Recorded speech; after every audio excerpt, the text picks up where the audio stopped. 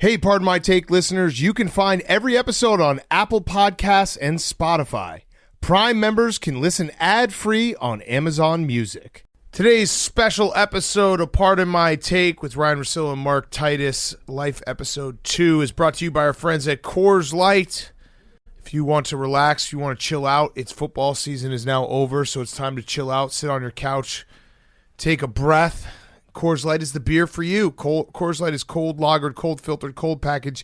It's literally made to chill. It's as crisp and refreshing as the Colorado Rockies. Perfect for a moment to unwind. When I crack open an ice-cold Coors Light, it feels like everything in the world melts away. It is the best beer. It's also going to be springtime soon. Starting to get a little warmer weather. Nothing better than a little Coors Light outside, the backyard. Wherever you may be, Coors Light is the one I choose when I need to unwind. So when you hit that reset, reach for the beer that's made to chill. Get Coors Light in the new look delivered straight to your door with Drizzly or Instacart by going to CoorsLight.com/take. CoorsLight.com/take. Celebrate responsibly. Coors Brewing Company, Golden, Colorado. And with that, let's get right into it. Life Episode 2.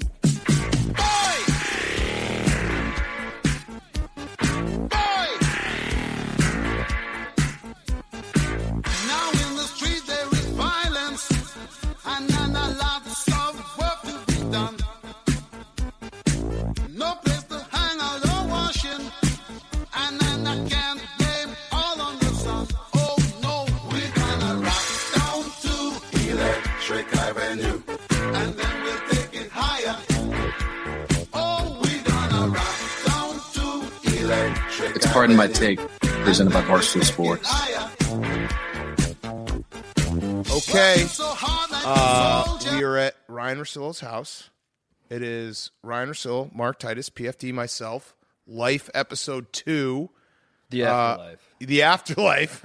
What happens when you die? No, we're back. It's been, I think, it was 2.5 years ago. Is it really? Yeah, because my son is 2.5. So I've had 2 kids in between, and we're back. How many kids do you have? 2. The way you phrased that, it was though. kinda weird. kids It in was like between. I've Yeah. had 2 kids in between. Well, it was Vince. before my son was born. Right. Although Ryan sends gifts to my son, not my daughter. He sent me LeBron's children's book. And I sent back a video of me just being like, we don't like this guy. And then I sent him a 500-piece clear puzzle. They just threw the trash. Right, all like a clear jigsaw puzzle that Yeah. you have to just feel your way into putting together. Yeah. All the pieces are clear, and you just have to. That's actually a huge dickhead gift. Oh, he. I mean, again, he sent me the LeBron book, and then this. Okay, but I also sent you cars. Yes, that's that true. You didn't even know that I sent. I was like, hey, you playing with those cars? He's like, dude, he won't put them down. I was like, oh, that was for me. So I think I was a little resentful that I didn't get more props, not even from Big Cat, but more his son, because he apparently liked the gift. He did. So then after that, I was like, all right, I'm going to send him the LeBron book. Maybe there was a lesson in there for him. And then when I sent the clear puzzle of 500 pieces, after I said yes on the order, I was like, that was kind of a dick move. It showed up, and I was $20. just like, what's going on I would here? hate that if somebody gave me a clear puzzle to do, Yeah. because I would try to do it. Same. Right, you can't just throw it away. You have to, do it, and then... It's the I most threw it away. frustrating experience. Oh yeah. Big Cat, you didn't even try. No, I think saw in the it. It memo sat on my desk. In the memo, I put for you and your son to enjoy for days on end or something. I said it sat on my For a desk, year. and then like a week later, Ryan was like, "Did you like that gift?" I was like, "What are you talking about?" And then he's like, "It's a clear puzzle." And then I was like, "Oh, okay." And then I threw it out. Big Cat, can you clear something up? Because I've been secretly living in shame for the last probably 2.5 years, because you were telling somebody at the time, like, when somebody is 9 months pregnant, they're Yes. actually 10 months pregnant. Yes. And I pretended to be like, yeah, that's right. And this entire, for the last 2.5 years, I've been trying to do the math in my head and figure out how many months pregnant a woman is. When It's she like gives they birth. get to like 9.5, 10. It's like closer to 10 than 9. Oh, I thought the whole time it was like No. the whole year zero thing. Never. No. existed, So you get that No, it's year. longer than you think. This is that bodybuilding forum. Yeah. Right. Days in a That week. conversation. But in Arizona, That though, back up. They don't change the They time. don't change the time. Yeah. It's true. so it's still 8.5. I think. All right. So yeah, we're back. We'll chop it up. I don't think I've seen you guys since then. Have we? Like in person? Well, you I two- I saw you in New York at one point. Yeah, I don't know. I was driving over here. I realized the pandemic. I haven't. Frankly, I haven't seen anybody. But Yeah, I mean, don't know Titus when I and saw you guys. Russillo are like hardcore like stay in their house, Yes. COVID scary Yes. guys. Yes. We've been living our life for a while now, and maybe Whatever, man, it's not a everyone in joke. Barstool got COVID. That might have had Yeah, something to do. I have natural. We all have twice a lot I of got natural it. immunity. Yeah, I got it twice within like a 3-week span. Every There's a time couple, there's a set couple a guys that record. work there. Their desks alone, I'll be like, all right, well, Well, Ryan Every asked time us to put someone's- on masks when we came inside of his house today. He every, said, "Fuck you, lib." hey, look, the mandate's the 15th. You know, every time someone's like, "Oh, so you guys went back to work really quickly," and I'm like, "Yeah," and literally everyone got COVID. So Right away. kind of probably not the smartest, but We did that. We were actually like ahead of the curve a little bit because we said, well, we're in each other's quarantine bubble. It'll be fine Yeah. because, it's just us hanging out so we can come into the office. Little did we realize that like 3 weeks later, everybody else also had that exact same mentality, but they were also coming to work too. So now all of our bubbles overlapped. We didn't really plan this out that well. it was the Dabo method. Just everyone get it. Yeah, that's right. We're good. That was his- all the bowl games, we'll be able to play the bowl game. No problem. yeah. I mean, have you noticed? I mean, basically, once one league did it, everybody else. The NBA just was like, all right, we got it. Like 100 positive tests in one day. And I mean, then the it NFL just- playoffs. Right. The NFL playoffs, nothing. No, And then- I think we should give more credit to the NFL for stopping COVID in its tracks. Yes. that's also once another the way to look playoffs at it, started. yeah. I just wanted to tip the cap to Omicron for respecting big games as well. That I noticed like college basketball teams were testing positive like crazy when it wasn't necessarily a big game, but then in college football bowls were getting canceled, but the playoffs weren't. Yeah. And like except, the games that except for Michigan. except for your guys' well, yeah, that was your bad. guys' one. And Michigan ducked Michigan State. Michigan did duck Michigan. Yes. State. Yeah, But yeah, that was a big. that's our but, COVID yeah. update. Anyway, Michigan's it's- amazing. I mean, that's the kind of program. That's the template, right? Harbaugh owns Ohio State. We were just saying it before we started. That's a fact. No, I mean, but if you can't- say like, what do I want if I get hired tomorrow by Auburn, it's like, what do you want to do? I'm like, I want to be Michigan to the South. right, exactly. I want to bully ball. You just run the football. Yeah. How come you guys didn't think about stopping the run? This is Dan. I was prepared for you and I to be on a team like Big We Ten, are, yeah, okay. Big Ten versus Russillo. That's true. But yeah, instead- Russillo doesn't. Russillo, like, I swear to God, at the end of the college football season, he was like, "Listen, a healthy LSU could beat every team in the country." Well, they beat A&M. It's like Came you down to were- last play against Bama. I don't know. They were one They were quarterback away. They yeah. were starting a fucking wide receiver in their bowl game against Kansas State. That It's like, game, I but if didn't you like, look right. at the recruiting, LSU should win this game. So actually, Ryan, I have a. That team this year will have 35 pros. I want to hear your thoughts because like we're probably the only bigger LSU fans than you are. No, that's true. Yeah. Yeah, and so I'm. They ask curious- about you guys a lot. So I think they're done. I think they're done with you guys now. There is some sneaky resentment that Russillo holds towards us Yes. for loving LSU, but we're not going to apologize for loving LSU. What are your thoughts about Brian Kelly and his tenure there? Because right now, I think we've swung over. We still love LSU, but I'm rooting a little bit harder for it to be an absolute train wreck. Can't root for Brian that Kelly guy. there. Yeah. Brian Kelly wins everywhere he goes. All right. I mean, it's not even That's not debatable. why I can't root for him. Right. The dancing videos. That's not why I can't root for him. Yeah. All right. You want to go ahead and fill us in? I'm just No, I mean he seems like a guy that just goes wherever the wind's blowing. yeah. Like, no loyal. I'm talking about him bouncing around jobs. Yes. Ryan. Yeah. All right. Well, don't turn him into Todd Graham here. I mean, he got offered 8 figures to go to LSU. I mean, what's he supposed to do? I think Kelly's a winner, and I think he's going to have an awesome staff. I think there's always a little hesitancy when you're not from there. Whenever you're a guy that's not from the South and you're at one of the schools, like kind of, look, you could say the same thing about a lot of the schools down South, but it's almost like you get an extra year of being disappointed if you're from the area. Yeah. Like Scott Well, it's- Frost rule. It's Scott Frost. It's Jim Harbaugh. Like, if you By the way, go- Nebraska was good. You were on that all year. That was one of the best, worst record teams this year. the best 3-win team I've ever seen in my life. Ever. Every game they played within 8 points. Do a 30 for 30 on it. It was crazy. Like, seriously, best team that's- they could have kept the semifinal closer than Michigan and Georgia. Wow. They could have been within. They probably would have played Georgia within like 8 points. I swear to God. I swear to God. I don't know how it happens. I don't know but if they I'm would've. quite ready to go there Yeah, yet. no, Especially I when we're am. talking about Michigan being the model. God damn it. No, but how are you doing? that's Nebraska. Nebraska, though, sorry, and I'll shut up. But like Nebraska, that's when you're like, gambling's awesome. Yeah. Because I figured out this team where they're getting too many points just because I every watch them game. every week and Yes. whatever. Anyway, you guys have more important stuff. I'm just No, curious. I think what just happened right there, by the way, has been me every time I get out of my house. Is that like I get in front of somebody and I just like see my little window to talk about something because I haven't really socialized much, and then we just go nuts talking. Like we just make one little comment about the Big Ten, and now we're gonna go now through we're like gone. every Big Yeah. Ten school, Yes. going over their depth chart. Purdue had a pretty nice season. Big win. Anyway, Purdue didn't screw around. Did you guys want to do a Big Ten recap? I'm ready to do it anytime you want. Indiana, I knew there were frauds. So what's the long? How many days? What's the longest you've gone without talking to a person, Titus? 30 days, 40 days. like outside of my not counting Yourself? I'm not dog counting and your FaceTime girlfriend, and calling people. Oh, you had a girlfriend this whole time? I don't want to hear about it. Yeah, you don't know hard living. It's not hard mode. Right. Russillo opened up his house and was like, "Welcome." This is in. a nice. I've been I gotta waiting say, 2 by years. the way, I was wondering where my ringer salary went, and to see it in person, it is a sight to behold to be here. It's actually a really nice house. I'm a little bit concerned with how clean it is.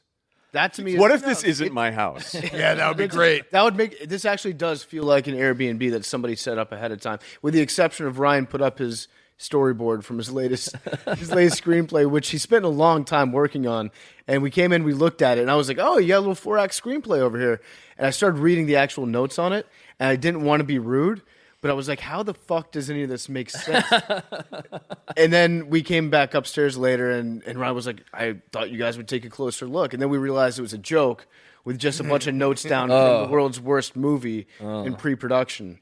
But yeah, this place it feels very clean to me, which is concerning because you spend a lot of time in here, apparently. I just hit a certain age where I go, I'm just sick of looking at stuff. I don't want stuff around. This Japanese minimalist is the inspiration behind the finishes here. Although a lot of the wood is Russian oak, reclaimed Russian oak. What is that age? The reclaimed Russian oak? No. Well, there's different various stages of Russian history. Well, where I'm there's actually- Iris woods for many times. It's actually funny because it's like if we're gonna hop into some life shit, it is very funny to. I think that you're past that age, or were past that age a long time ago. But when you hit that 27 or 28, and you're like, I kind of don't want to live in a dump all the time. Yeah, I remember I had a want to friend. have the remote. It's about that age where I had a friend go, all right, well, what do you want to do? Do you want to watch the game? And he goes, I don't want to watch the game at your house. It's always a shithole. And I went, he's not wrong. Yeah. He's not wrong. And, I just always had stuff. There was always stuff on the couches. When I grew up, I'm the oldest of 5, our house was fucking trashed all the time. So, if you have kids running around, your house is just going to be a mess. So, I don't know what it was. I was sort of used to it. I don't think I was a sloppy guy, Titus. Has making money made it easier to get rid of stuff, though? Is that part of it? When you're younger and you have no money, you're like, I can't get rid of this shirt that I wear once a year because I might need it again or something. And then, as you get older, you're just like, fuck it, I can just buy a new one. And you just kind of don't need as much stuff. Yeah. Do you have a pile though? I have. Everyone knows in our office, we're hoarders because we get shit sent to us. But my house is very nice and neat, and then there's one closet that if you open it, it could fall. I opened it once, and my son was looking. He's like, "Wait, what's in there?" All these toys and all this shit that you've just been. Do you have that closet here? I do. I have a box. That's actually the life advice. You just got to make enough money that you can have one closet with all your shit. I packed up a box when I moved from Burlington above the restaurant that I lived above. So when I started out on this career, this journey, it's 20 years ago to the month, I packed up this box that I have just moved every time. Yep. So I've moved it from Boston to Jersey to the Vineyard to Boston to Hartford to West Hartford to LA to Malibu to LA. And the thing is, I haven't opened it. And it's just a bunch of weird shit. Can we open it? Yeah, what's in the box? Can we go open What's it? in the box, I Ryan? don't even know what's in it. It's just, I was like, hey, I'll just put the weird shit will be in here. Yeah. And then I was like, I haven't had a moment where I can hey, I want it. So maybe we'll do it. Not tonight though. No way. But that is the. You feel like if you open the box, you're like, there's something about breaking that seal. You've gone all this time without. The ring. Yeah. Yeah, I could just break down. I don't Old want that Ryan to happen. comes back. Yeah, I miss that guy. 2002 Ryan. I don't love his bank account, but I do miss that guy. Yeah, there's a lot of times where I'm like, especially on the weekend when I'm, doing a lot of parenting, and I'm like, I miss the dude who can just go and get drunk at a bar at like noon. But then you don't really miss him. But you do. What is the biggest difference between having the two kids? Not emotionally, because like I mean, your answer is going to be like I love more or whatever, blah blah blah. Who cares? That is the truth, though. That's one of those ones that like if you don't have kids, and I'm not shaming anyone, but like when you do have a kid, you're like, oh fuck, this is completely different than anything else. I have a dog. I get it, Dan. Yeah, It's a love you can't understand. What is the biggest difference day to day life, or like the thing you've had to cut out that you didn't anticipate having to cut out? It's having kids. It's like there's like very little time where I can just do nothing. Yeah, you know what I mean. Like there's like maybe it's like Friday night and then like maybe like an hour or two on like a weeknight where I can literally just do absolutely nothing. Mm-hmm. That's the part. Like where you can't like I can't just like sleep till 11 and be like I'm going to do nothing on Saturday. Yeah. I'd say that's the biggest time thing. But it's, it is what it is, right? Yeah. Don't have kids. I actually think you should, but who, me or all of us? Everybody. No, yes. Why'd I get a no? I don't know. I feel like I'd like to examine this a little further. I do feel like I might be on team no kids. Yeah, which is fine. I think it's for not. Why don't you commit to it then? I don't think I'm ready to commit to it yet. All right. But I feel like team no kids is, I don't know. It's a selfish thing to say, but I'm completely open with the fact that I'm okay having no kids, and I feel like my biggest fear is that I'll get to the age of like 50 and 60 and be like, I wish I had had kids earlier. Yeah. Not like yeah. Especially if you're in a wheelchair, like really young. Yeah. Yeah. True. I wish I had had kids earlier, and I had kids when I was 34. Like, that's not that late. You start to do the math, and you're like, oh, I'll be this age when they graduate from high school, this age when they get married, and then you're like, wow, that's pretty old. Mm-hmm. But then wait 5 years from now, that's going to be even older. And so I think about that, but I'm like, I really do not want kids right now.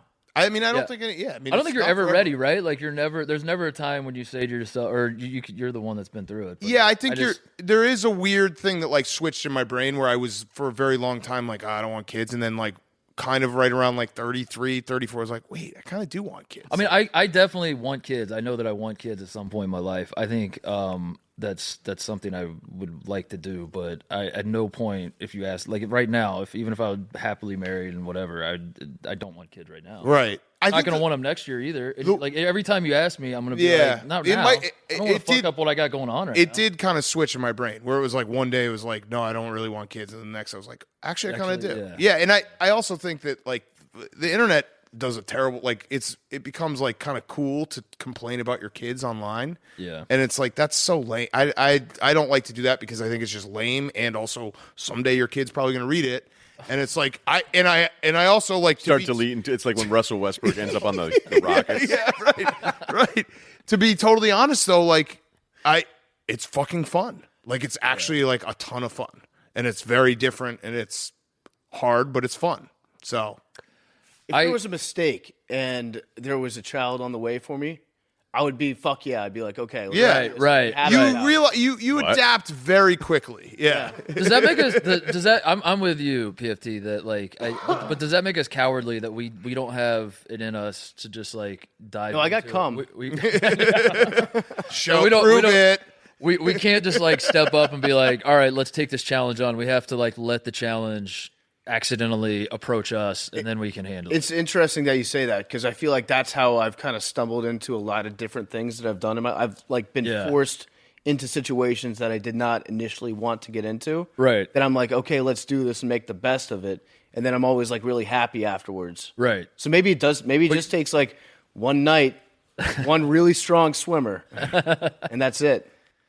I remember the first time I thought I was going to have a kid. I was 21. Ooh. Yeah, I headed back to UVM for my senior year, and this older woman, fitness instructor, no big deal, she was like, I'm pregnant. And I was like, this is going to fuck up my senior year so bad. Yeah, that would. That was definitely a time I wasn't ready, and it wasn't going to turn back on anytime soon. And then guess what? Magic of science. I think she was just fucking with me, seeing how I react. Pretty nasty. That's actually a funny... It wasn't funny for me at the time, but I remember being like, well, fuck, like, I guess, how am I going to do this? Like, I'm gonna have to, like, this is going to, like, can I go out on Thursdays still?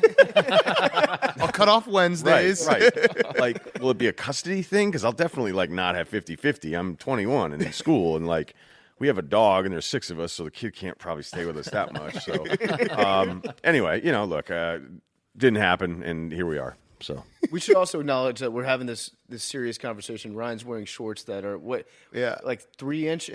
These are 5, but my thighs have been blowing up this past year. The shorts are short enough that you're like, I don't want kids. They're gross.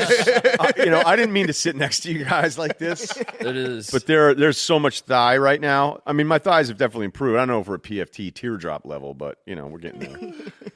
How are your legs? How are your legs? My legs are not as good as so I spent like this last year or so just working on cardio, and then in the last month, Billy's got me in the gym working out more. So the thighs are going to come back soon, but they're not where I'd want them to. Those things are going to pop. Yeah. How about you, Titus? You're all no, cardio. You're all cardio. I'm all Skinny. cardio. I'm wasting away. You're calorie. And I'm curious your thoughts on this, Ryan. Like I strangely am not insecure about it because I you don't look bad. You're just like thin. I'm very, very thin. My arm, I have noodle arms. I have noodle. Like I'm fully aware of this, but I like it. I feel great. I love. Well, that's Cali. I love running. I don't know. But then like part of me is like if I was wearing 5-inch inseams, I would, it's a disaster down there. Be honest. How often do you take a look at Fat Titus and you're like, oh, all the time. This is awesome. That's this. That's why like I don't want to like. I'll go through phases where I also am like I need to start lifting more, and I will lift hard for like a month, and then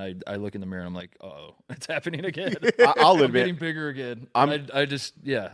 What, just from lifting or eating? Well, he's a beast when he lifts. Yeah, I know. I was the original Zion. Like we went over this the first Hey, time. remember Zion? Yeah.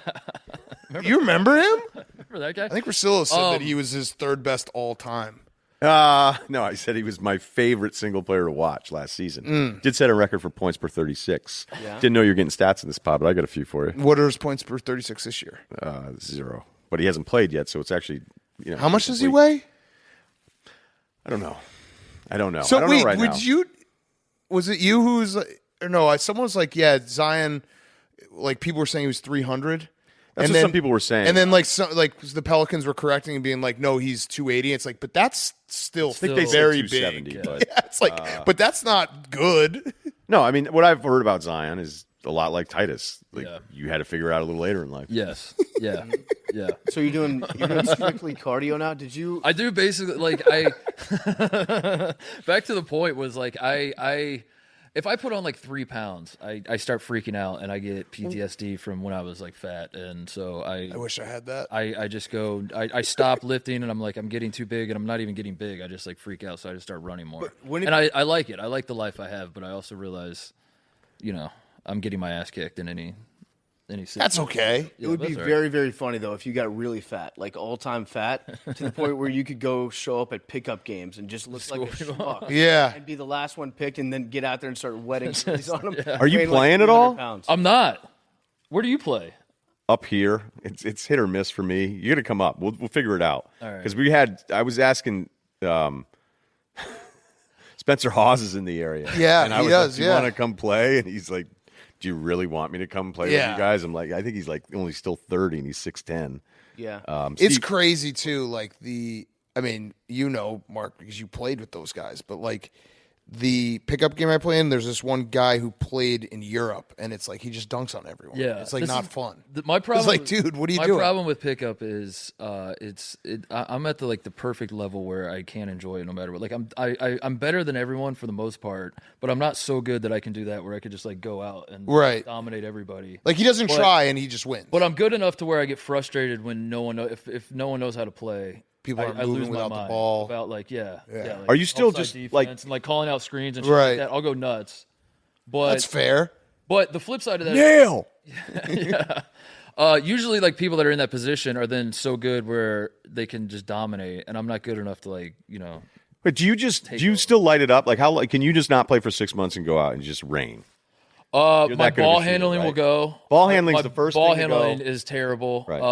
Cardio takes me a while, Yeah. but shooting, yeah. Like if you give me like 10 minutes to warm up, yeah, like I'll just go nuts. Yeah, That's like a superpower. I'll I mean, it's the coolest thing Yeah, ever. that you can right. do. I'm almost. I'm going to leave my house. Yeah, no. So- He lives here now. From my perspective, back when I was playing ball, when I was like 13,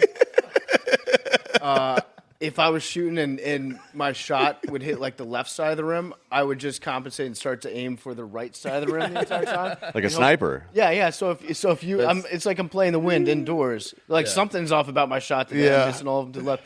For you, if you hit like the back rim a couple times, you're like, I'm going to start aiming for the front of the net, or you just like lock start in at making the these. actual basket itself.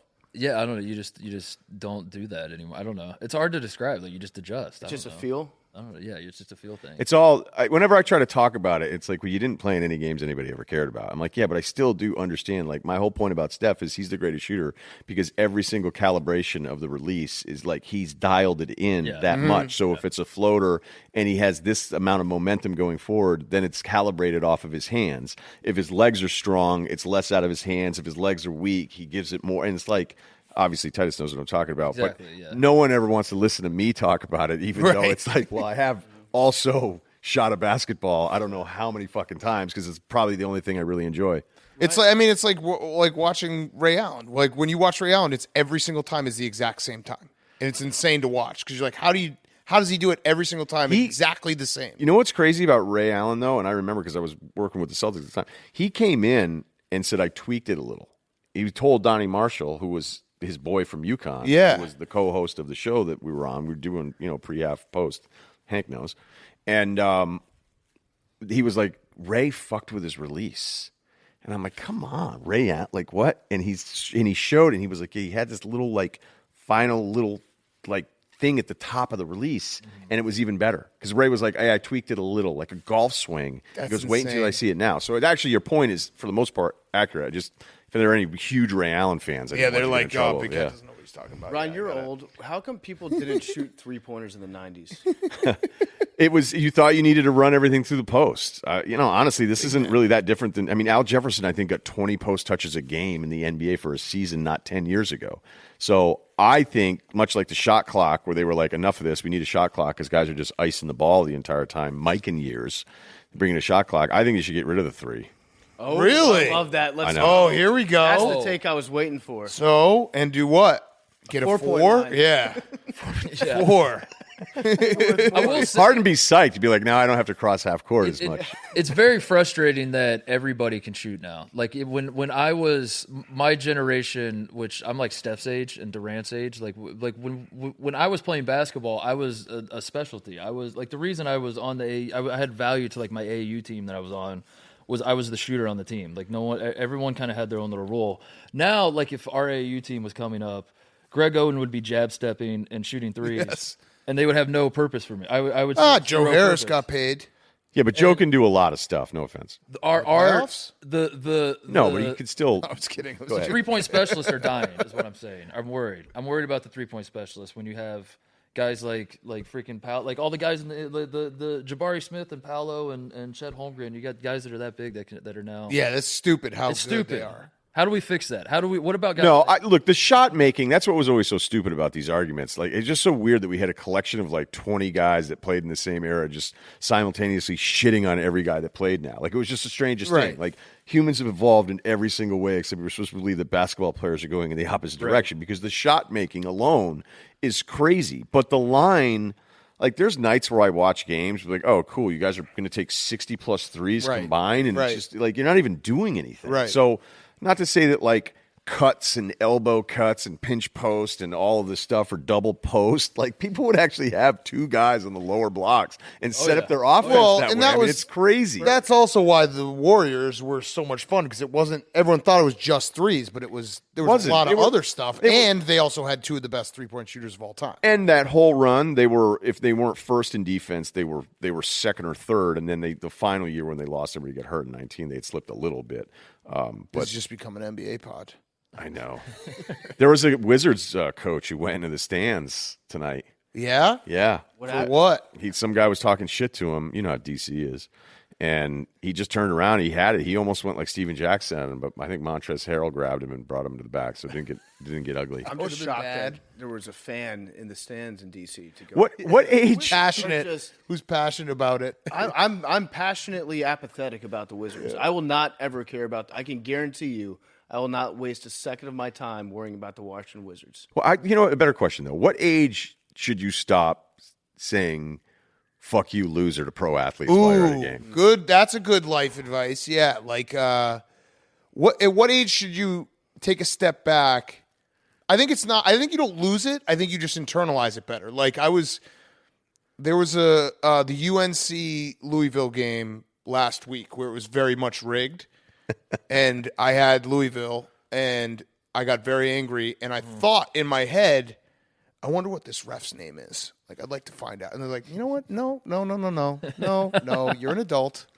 You have 2 children. Chill out. So I think What were you going internalize to do? it. Tweet about him? I don't know. I just had the thought. Connection. That's I Send was him a very upset. nasty letter. But that's the thing is I think you don't lose it. You just know how to bottle it a little bit more. The initial thought still enters the brain. It's just Right. how you handle it after that. Yeah, you about don't the act on them. consequences to your Yeah. actions. Right. You learn how to be a sports fan where you can have a little bit of Right. perspective where you're like, for 10 seconds, you can still get very upset, and then you can be like, you know what? This is stupid. It's also Stop. it's weird to me to get mad at somebody who's younger than me. Yeah. You know, well, the once- ref probably is older. Ref's older, so he's a fair target. Yes. But if I'm watching like a college game, I have a hard time getting mad at any of the players. You can't. I think the move is you have to get mad at the collective. It has to be the kids these Yes. days. Or It the has coach. To be Well- the culture of TikTok. yeah. It can't be like individual people. Life hack is I just say they're just kids, and everyone knows that when I say they're just kids, I really fucking hate this kid. I can't believe he blew this game. But you just say they're just kids, and it's good. Right. They're just kids. Right. You get mad at the system, Right. like, as you get older. Yes. No, but it is weird. People get mad at like college kids, like fucking.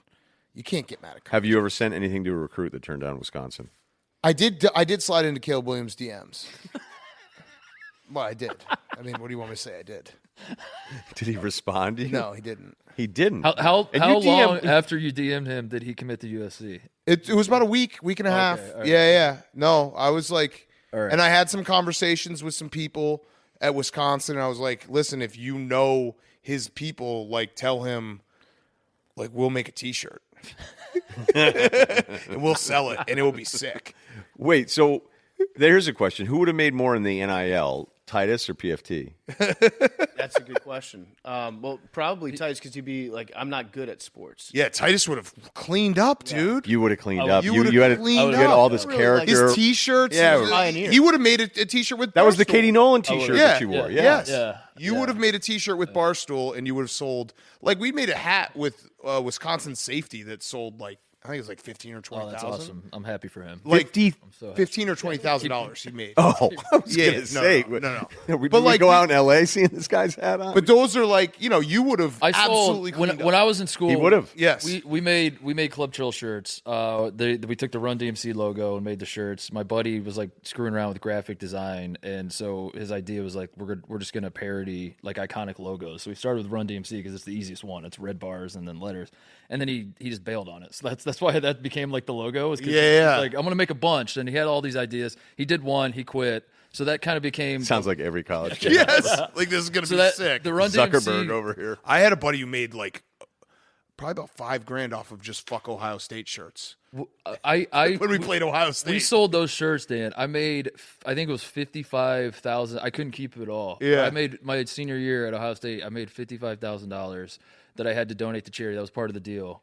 So there's that's this. lame. Oh man, There's this definitely charity kept in some. Columbus. You kept a lot. It's called A Kid Again. It's like a Make-A-Wish type deal. You don't have to pretend still. It's been a long time. making Well, I was- most of your wish. Yeah. I was gonna say so I give all the money to this charity, and the guy who runs the charity, every time I see him to this day, it's been like 10, 15 years now. He thinks I'm like a saint. He thinks I'm like the nicest guy in the world because I gave him like $55,000, and I'm like, I cannot. That's a stress, lot of cash. I cannot stress enough. I would have kept all of this. Yes, like, every single dollar. every single time. Wait, did you guys? I feel like you thought it was weird that I slid into Caleb Williams DMs.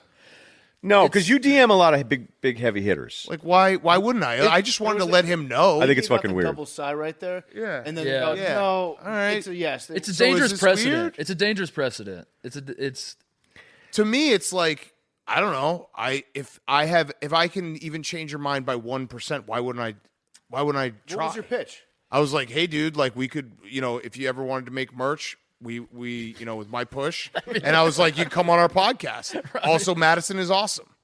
We still have the Call Her Daddy merch licensing, so we could maybe do some sort of I don't know. promo deal. I would have been mad at myself if he's like, some crops. yeah, like I guess I care too much. See, here's the thing. This is a way worse answer than the first one because I just always assume it's default to content. No. Like, I think it's hilarious. No, that I like, want to be that's a booster. Funny. Yeah. You yeah, were serious about trying to close the deal to Madison.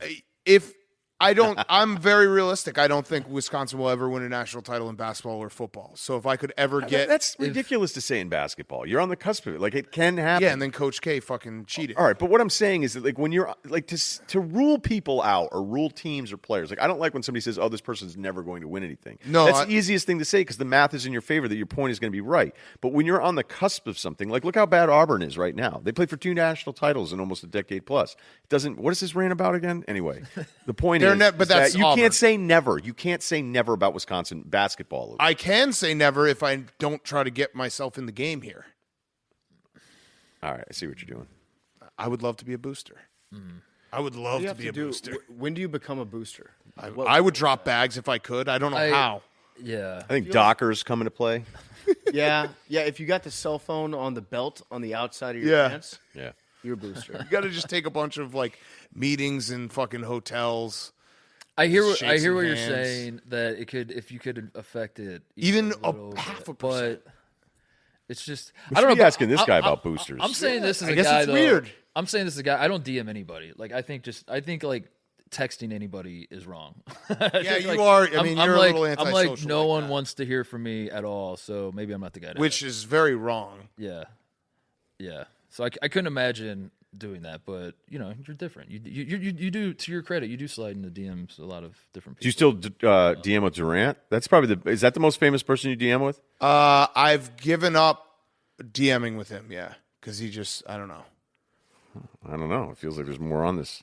No, he More to just the story. doesn't. He doesn't. I don't think he wants to come on. So I've given up. I think we've become as a podcast too nice to Kevin. Yeah, we're pro Durant. He used to actually hit Big Cat back way more frequently. When Yes. we just shit on him all the time and call him a baby back bitch. Yeah. And then we changed our tune on Durant and I think we're being honest about it now, where it's kind of relatable and endearing how much he's online and how good he is at using. Now that he's taken all the A material that he was putting on his burners and he's using that just from his main account, being like "fuck you" to people on Twitter.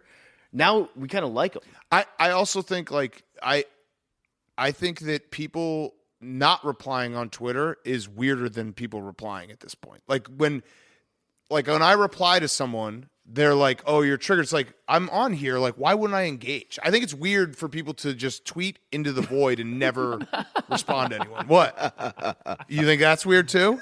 Oh, I know you're talking about me. No, I'm not. I never respond. No, I know, but I'm not talking about you. You have your own way, which I think is like that's your personality. I'm just saying, like people, when Kevin Durant responds, everyone's like, "Oh, he's triggered. Oh, you're too online too much." Like I think it's like, no, dude, he likes to respond to people. You're right about that because here's the disconnect. It doesn't mean anybody's necessarily like wrong in it, but there's definitely a group that's wrong. Whatever it is that we do, there's not a moment where we say something where it just like there's always a thought. Like you could say the most inane thing ever, and then it's like, okay, well, here's a million reasons why you're wrong or you missed this point. And it's like it's these fucking training wheels of opinions where it's like, no, here's what you need to do. When you do it every single day, like you're just going to be different. You're going to be different because like I know when I'm thinking about an argument that I want to make, I'm thinking about every single possible fucking angle. And it actually can make you worse at making your point because you're deflecting things that aren't even there yet. But what I would ask anybody, like if you actually knew what that was like, if you knew what it was like, you would never say to somebody, "Oh, you're triggered." Because you're like, wait, so the one time I decide like, "Hey, dude, actually it's this." And that's the thing that always annoys the fuck out of me about it because you'd be like, wait, so I never say anything, and then I said something, and you think I'm over here fucking sad about it? Right. Like, Also, I forgot, like, we should just say this right now. Ryan has figured out a really smart life hack, which I know we'll get to some. If he ever wants to reply to someone, he'll just text me and be like, look at what this person said, and I'll just reply to him. Literally every time. He gets me in trouble all the time. I'll just fucking reply and roast someone because he knows I can't stop myself. You do that I do it all the time. Be like, oh my God, you believe this one? And then like 30 seconds later, I reply. There was one. I mean, my favorite ever, the Florio content. I sent one. It was the Saban thing, and it was like the opposite. Like Saban was basically saying, like, you guys really want us to do the NIL? Like, it hasn't been bad enough for you guys? Right. All right, rev the engines. And then Florio's like, him making excuses for why he's going to lose. And I went to Big Cat. I was like, what the fuck is he talking about? And I look, and there's a notification that comes up. Big Cat's like, or maybe the opposite. It wasn't 60 seconds. Like, he may have done it before we'd hung up. Yeah, so you have the life hack there. All right, yeah. No, I'm bust. Now I'm going to start send me after people. I'm going to start doing it more. We'll be back with some more from Titus and Russillo and us. Before we do that, though, Sling. Go to sling.com/barstool to sign up now and try it for free. If you love watching live sports but you're tired of the high prices, it's time to take control of your TV experience. It's time you got Sling. Sling is a place where your favorite sports channels like ESPN, FS1, TNT, and more come together for less. Watch exclusive new Barstool content and past episodes, the Yak and Stool streams, and go check it out. Sling, it's the cheapest way to watch college hoops, the NBA playoffs, the entire Formula One season, and more. Sling is easy to set up, easy to use, and there's no contracts. Sign up now and try it for absolutely free. Whatever you're into, Sling is there, where you can find live sports you love all in one place. Go to sling.com/barstool to sign up now and try it for free. Sling.com/barstool. Sign up now and try it for free. Sling is the best. It has everything you need, including Barstool programming and all the sports. Sling.com/barstool to sign up and try it for free today. Go again, sling.com/barstool. Okay, back to more life. All right, so what do we want to, should we talk about something? We did post out being like, what do people want us to talk about? One of the replies was, when do you stop doing hard drugs? Which I thought was very funny for our audience. That's a very good question. When I know the answer, I'll let you know. I don't know. Well, I mean, yeah, Ryan, do you want to take? You look like you should. Oh, is this what this was? We're not even taping right now. Yeah. No, I don't know. I'm good. I was never super interested in it, so I don't know what to tell anybody on that one. Yeah, no, I just thought that response was very funny because it was like, I don't think we're the ones that should be giving you advice about that. Like, we should maybe see someone. You know what I think is weird, though? Like, when they're handing out the DARE T-shirts when you're in 6th grade and shit, and you're like, yeah, signing no doubt. Contracts? Like, no doubt. No doubt. And never. Then you'll have, like, a buddy, he's got 3 kids. He's like, I took stems on a Tuesday. And you're like, what the fuck? Is this what happens? So, for any 6th graders listening, don't sign a contract. Yeah, just wear the shirt, but you never know. Yeah, the shirt's cool. It's retro cool. Yeah, that's a good. Go elsewhere for your drug advice. That's what I'll say. Yeah. Don't do drugs though. Fentanyl's out there. Fentanyl's bad. Yeah. If you're in the same room as fentanyl and you breathe it. I know you guys are in LA this week. I'm worried about you. We actually don't do drugs.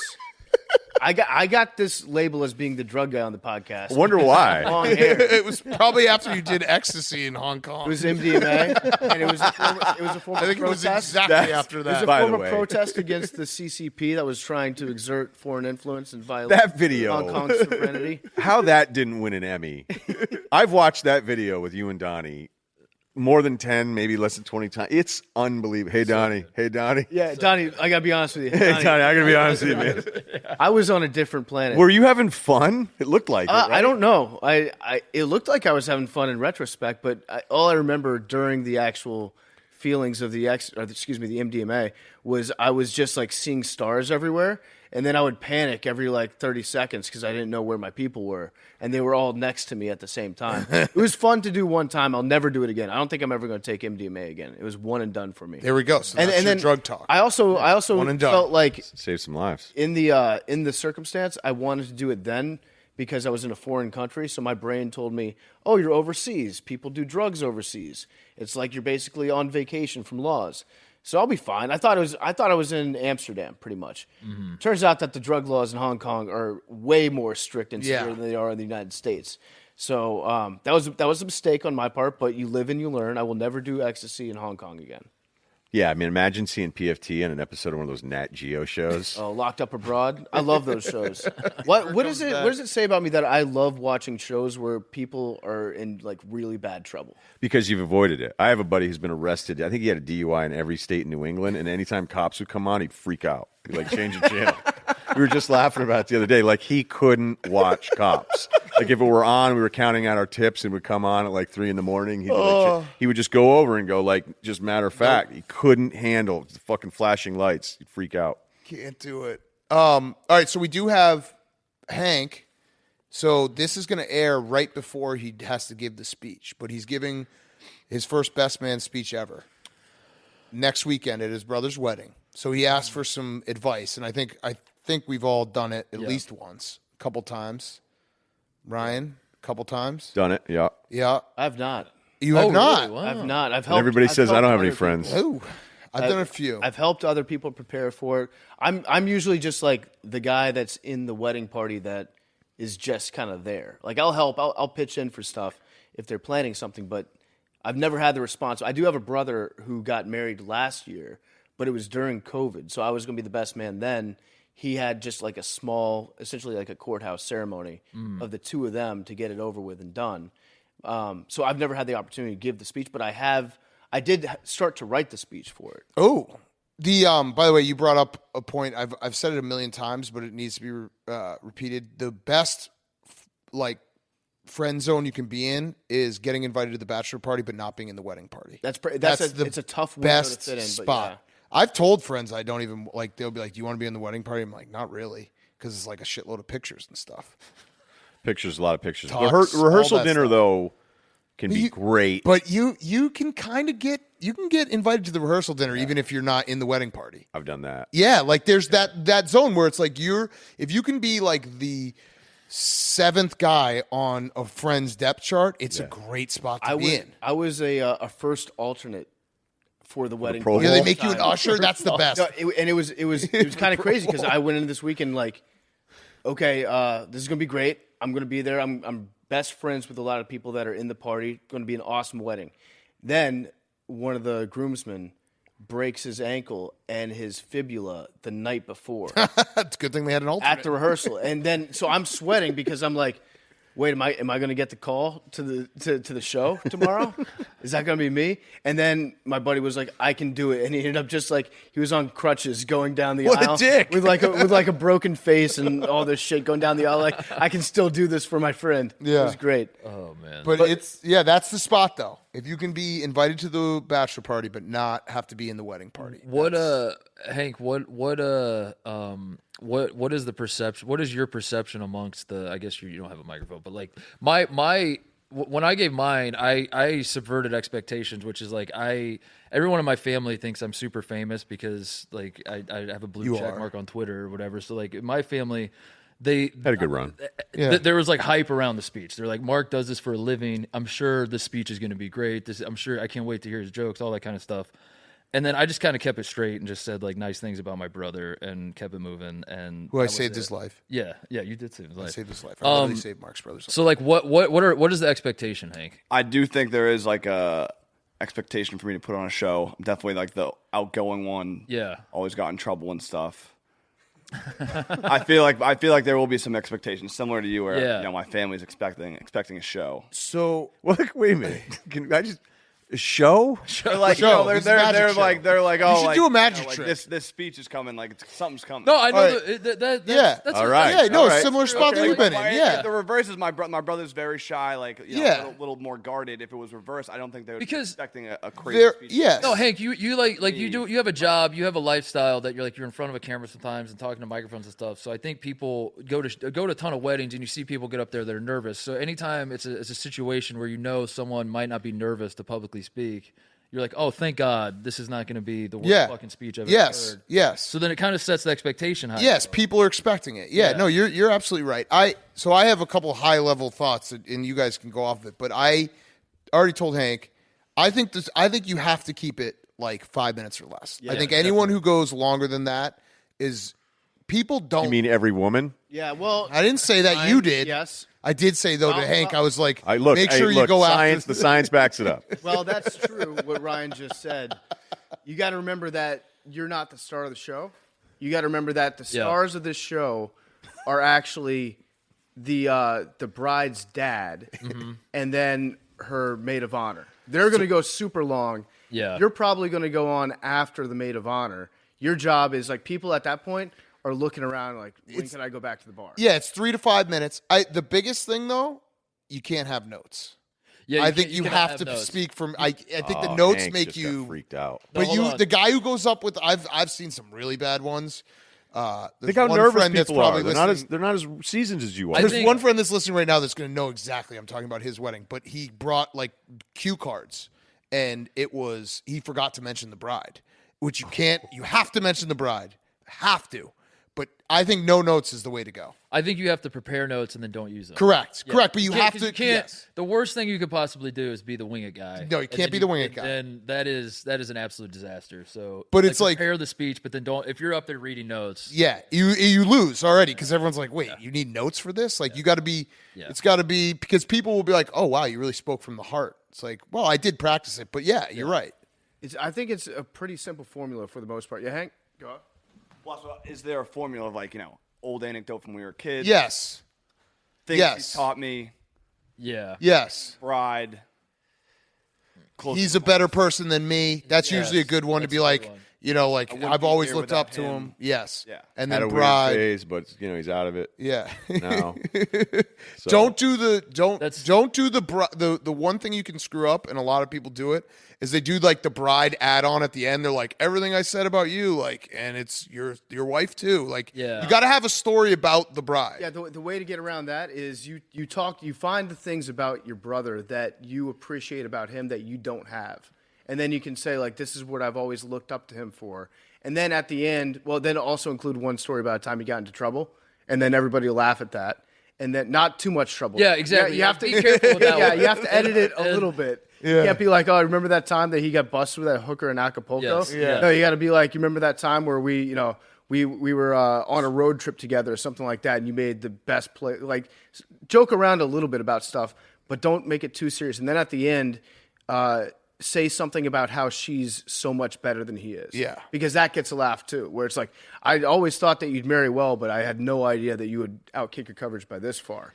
Like something nice. I hate jokes like that. Yeah, well, that one's tough. Yeah. I'm just saying, like, this is how you got to end it. Say that she's better than him a little bit. See, I think you have to add a story about her that doesn't, like, you can't.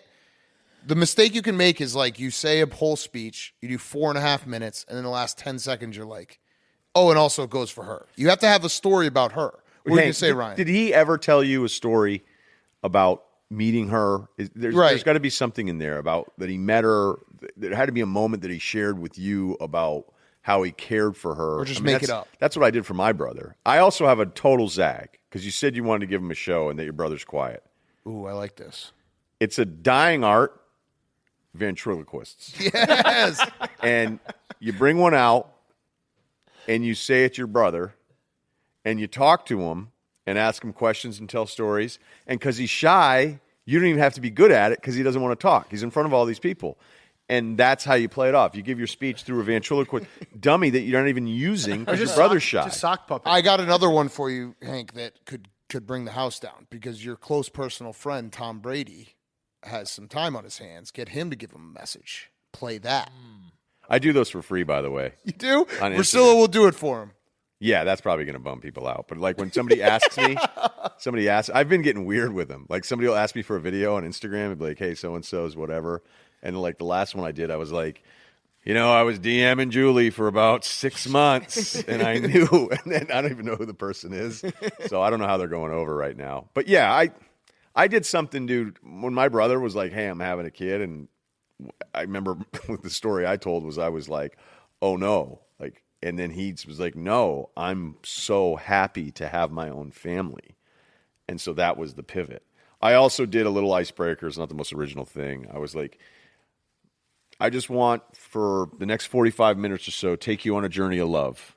until and everybody was like, yeah, what? Well, most people were like, his fucking stories are long. You ever heard his podcast? But that was a nice little, little public speaking thing there, a little jab joke. Yeah. Keep it moving. It wasn't 45 minutes, was it? It probably ended up going 45 minutes. No, because you could see a couple people's faces that didn't know me were like, are you fucking kidding? But that's not even original. You got it, though. Yeah, start You're with a good joke speaker. and maybe a magic trick. Yeah. You know any magic? Yeah, you should do a magic trick.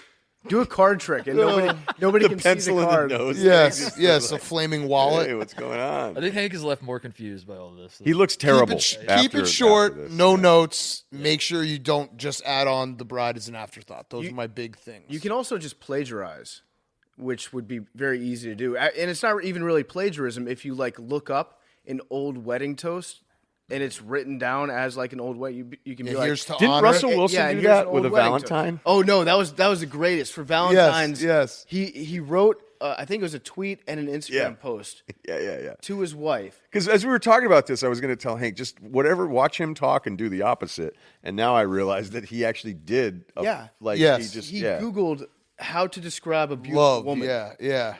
And then he copied and pasted. Shit. He didn't even click on the link on Google. He just copied and pasted from the description underneath the link on the first page.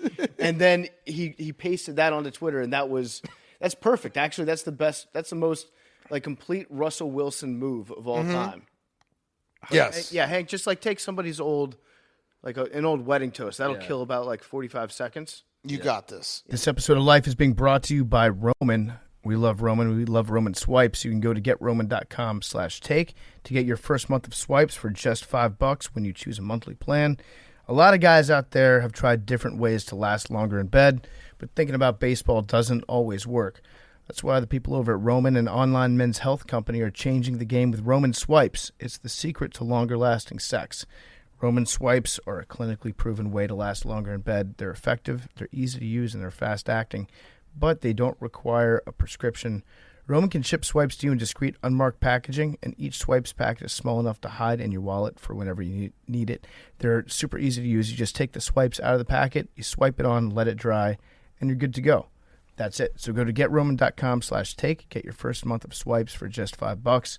That's when you choose a monthly plan. That's GetRoman.com/take. Yeah. All right. Yeah, we probably left him more confused. Do we want to do our life hacks, or did you want to do? I feel like I don't even remember what we talked about in the first one.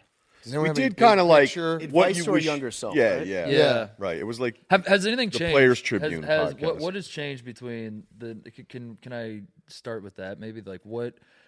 I don't really remember all this. We make $50,000 a show more now than we did then. That's cool.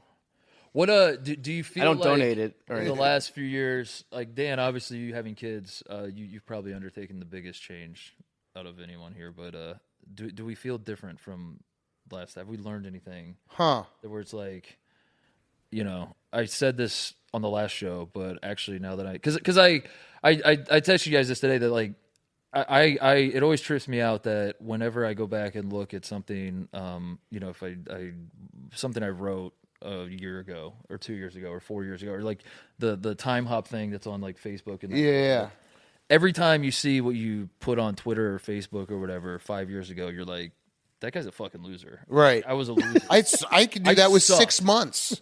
So, but then the follow up to that is then you say to yourself, thank God I'm not a loser anymore. But you know that 5 years from now, you're going to look back on where you're at right now.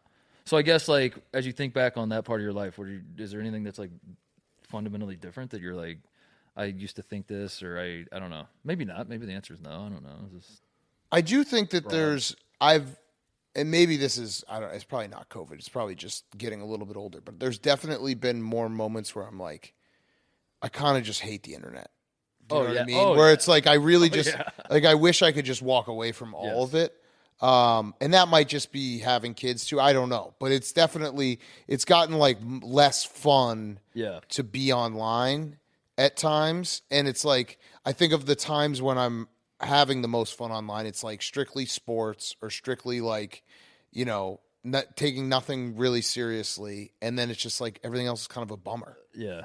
So I'd say that's the biggest thing that's changed probably in the last 2 years for me, personally. I've been saying that I'm going to cut back on the internet a lot more. But it's our job. But it's tough. You guys are in it too much. It is. We're in it way too much. Like a lot of times I wish that I just could not look at my phone ever, because I do feel myself looking at my phone way, way more than I should be. I've never even checked my screen time because I'm afraid of what it's going to be. You don't keep track of it? No. I'm cognizant of the fact that it's like too much, but it's also to be good at our jobs. Like here's something that might be good to have a broader discussion on. Is like you guys are obviously at a higher level than I am in this stupid industry we have, and you've scratched and clawed your way to the top. And Ryan has told a story a million times about where he started and how he's got here and all this sort of stuff. How much of like your day to day, like now that you're at the top of the mountain, so to speak, and we're at a beautiful house in Manhattan Beach, and like you've kind of accomplished it, how much do you feel a change of like we have to stay here, or is it like now I'm here, I can kind of like chill and I figured it out, like I'm so glad I busted my ass to get here because now I can just kind of chill? Or is it like is that what pulls you back to the internet, is like if we're not on the line at all times, there's going to be two shitheads that just got out of college that started a sports podcast. That's going to happen regardless. I've made peace with that. Yeah. Like that eventually, and I probably am like, old at this point where it's like comparatively on the internet. I was actually thinking about this today in prep for this podcast, because it's like, it's actually the thing that frustrates me the most with some of the people, not any names, and people are going to be like, oh, he's talking about Billy. I'm not talking about Billy, but because they all like, oh, he's definitely talking about not. Definitely not. No. We have an office of like 23-year-olds, right? Yeah. And I think like I want to someday just walk away from it all, but I also do have something in me where I get extreme satisfaction of like working really hard and seeing the results. Like the Berman interview that we did, like that was a lot of work. And it came out great, and it felt awesome. And it's like, that's something that I just love. You know what I mean? Like that, the act of going through the whole process of like getting a big interview, doing the interview, nailing it, having people enjoy it. I don't think I'll ever like be able to walk away from that feeling. And I also have to realize that not everyone has that feeling where they like love putting in like really hard work to try to get something that everyone loves. I don't know if that made any sense. Did it? It does, because I feel the same way when it comes to like seeing the results of something that you put a lot of work into. That's probably the most rewarding part. There are two things that I really enjoy. One is the feeling when I know that we are doing something that like in the moment I can get an energy off of, and the afterglow from that. Just the act of creating it is number one for me, and then seeing other people appreciate it. It's a natural like reward system where it motivates me to try to chase that high a little bit. But the problem with that is if you truly are chasing that, if you're chasing anything really, then you can find yourself in a weird position where you're not doing something sometimes where it's because you want to be doing it or you're really feeling it in the moment. It's because you're still chasing. The motivation's not internal. It's not internal. It's external from something else. Yeah. But like you try to minimize those situations, but it all has to like come organically. As long as that's still happening, then I can't think of like anything else I would ever rather be. Like I was telling somebody the other day, like if I had gotten to choose what my job was when I was 21 years old, I would say exactly what I'm doing right now. Like probably nothing would be different at all. When people say dream job, like this is beyond anything that I could have even thought of at that point to be a dream job.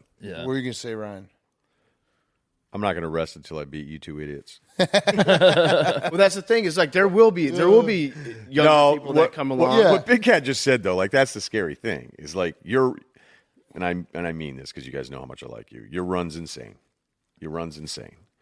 And it's like you have those moments to be like, well, how long is the run? Right. For me, we've been over it because we're friends, but like I was at ESPN for almost 15 years, and the entire time, especially towards the end, I was like, wait, I'm actually doing like really well by any measurable metric.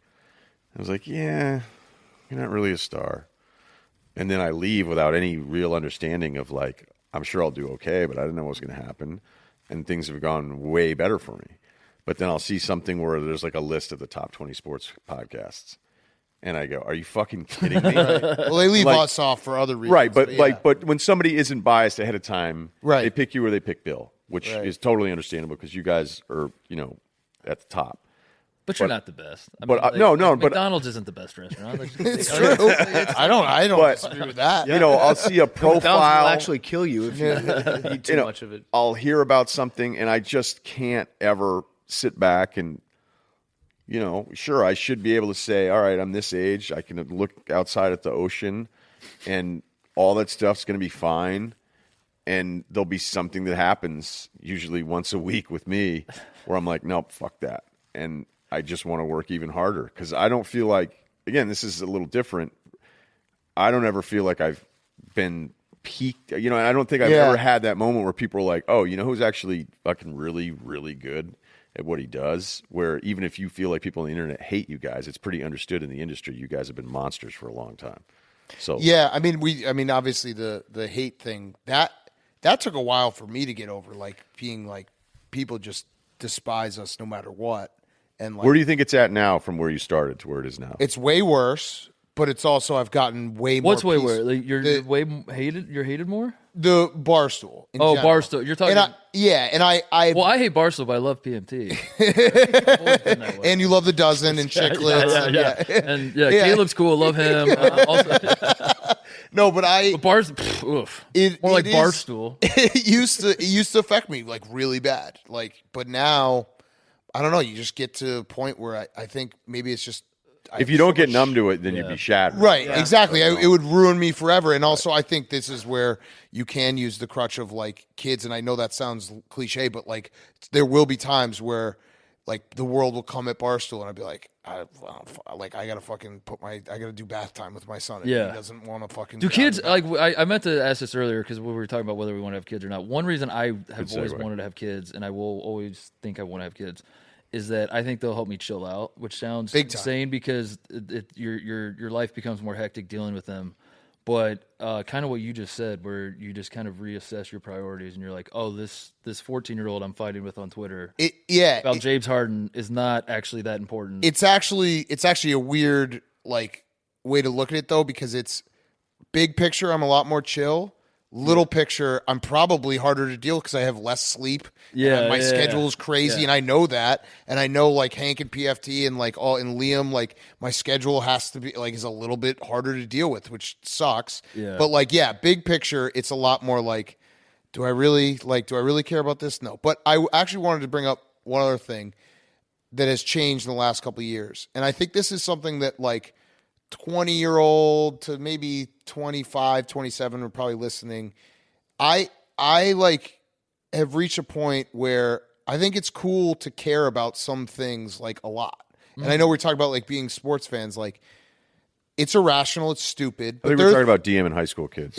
Yeah, well, no, he's in college, Ryan. That's right. He's been in college for a year. My bad. So wrong. I would never DM a high school kid unless he was a 5-star. And he was a quarterback. Did you say the R word? You say Rico? No, reclassified. I thought you said Rico. I think there's like a feeling where it's not. Who's that, the guy that threw the fucking can at that? We don't want to get Hank going. Jesus I Christ. think there's a level of like when you're younger. Wait, you actually don't know Rico? Yeah, he does. You're not playing dumb, are you? No, he knows. I lost track of what was happening because at first I was like, wait, that guy was that mad I've gotten mad at work, but I go hide. There's been times when Ryan and I have talked, and I've been like, dude, you'd be awesome at Barstool. He's like, yeah, but like, I'd show up and like some guy would throw a can in my head, or like some guy would fucking just put a camera in my face and start fucking like busting my balls. I think I would lose it. I'm like, yeah, I have a buddy that every time some shit like that happens will text me and just say, how would you respond to that? It's a fucking weird world. I don't know. But back to what I was saying, like that can just missed my head. I mean, my initial ruling was. Did you see my initial ruling? It was the worst initial ruling ever. I go, fucking it didn't Judge hit you, Ito so what do you on want that me to do? That's what I love about Big T is because he's kind of like you are sometimes, where Like your imaginary self working at Barstool, where you just like have moments where you're like, "What the fuck is going?" Like that's what Big T was like. He's like, "I'm at my job at my computer, and someone just assaulted me." I said something. This psychopath. Yeah, that was a bad initial ruling. I took it back, but I was just You were quick to get another. You had because I PR saw the on it. alternate angle. The director's cut. Really almost hit him. I literally was like, dude, it didn't hit you. What do you want me to do? That was the parent in me where it's like, listen, I can't fucking. You parented up quick. Yeah, I was like, if you don't hit your sister, like I can't. That's another thing. If you have kids and other guys almost assault or break the cranial area of a coworker, you're just like, hey guys. That's what I said. I was like, let's chill out. I think I said everyone chill out, even though it's like one of them almost got assaulted. But either here nor there, there is like a level when you're in your 20s and you think it's cool to just not care about anything, right. But it's like getting to a point where it's like, no, there's some things I really care about and I am passionate about. There's some things I don't care about, and I'll tell you when I don't care about it. But having that like self-confidence to be like, I care about this. When it doesn't go the way I want it to go, it's going to affect me. Yeah. And just being open about that. Right. You know? Yeah. Like when Caleb Williams goes to USC, I fucking cried. Whatever. I think in a similar vein for me, and it's not so much that I used to like pretend to not care about stuff. There would be things that I just wouldn't like, and I'd be like, "Oh, that's not cool." Like stuff that I would actively kind of hate. Yes. You know, and a good example, actually, funnily enough, on this podcast, I was like, I hated Drake. I would just be open with how Drake and we were like, dude, why? And like I was very mad that Drake was popular because I didn't like his music, and then I started to listen to it a little bit, and I was like, why do I hate this person? Like, why is this affecting me that much? Why is something that other people get joy out of making me feel angry at that thing? And I think a lot of people, including myself at times still, like make things that they don't like part of their personality. Mm-hmm. I think the more that you have that inside you, the less happy you will be with the rest of the stuff that you do actually like. Totally. So it's more about like accepting the fact that people like things and let them enjoy things that they like. When was it Joe who left Impractical Jokers? Yeah. And everyone was broken up about it. Oh, and I used to like clown on it. It's like, wait, why am I making fun of people who like Impractical Jokers? If they get like, if they laugh about it and they like it, what the fuck do I like care? Impractical Jokers. Yeah, like what do I care? But you know what I mean? Like there's that shit. Impractical Jokers won me out because I left the TVs on True TV. You know, on March Madness. Right. You watch college basketball? The remote was over on the other side of the world, and then I just like it was not funny for the first like 5 episodes, and then they slowly won me over. So but it slowly won me over. What PFT's talking about, I completely agree with. Like, that is where you're like, why am I looking down on something if it brings other people joy? Yeah, it makes no sense. You're just being a fucking asshole. And I realized that it was like it would make me feel better about myself. Like, right. There's something that people like that's actually not very good. Right. And I know that me personally, I know they shouldn't be liked. So it was a thing where I was able to think that I was better than other people because their tastes were different than mine. And once you realize what's going on, you're just happier about most other things in general. Right. Now I still have that like. There's still times where I find myself falling into that a little bit. I have to remind myself a little bit, and there are also still times when it's some stuff sucks too. Yeah, so, it's just what? fun to point out that things suck. I don't know, network sitcoms. I mean, people like Big Bang Theory. Well, Young Sheldon's terrific. Don't get me wrong, but you know, look, there's certain shows that, but it's kind of like the. But bowl you're a game writer, thing. so you see it differently. Yeah, I mean, I'm like, where's this going? Oh, that was the layup. I think about the bowl game thing. Like when people get mad about all the extra bowl games, there's way too many bowl games.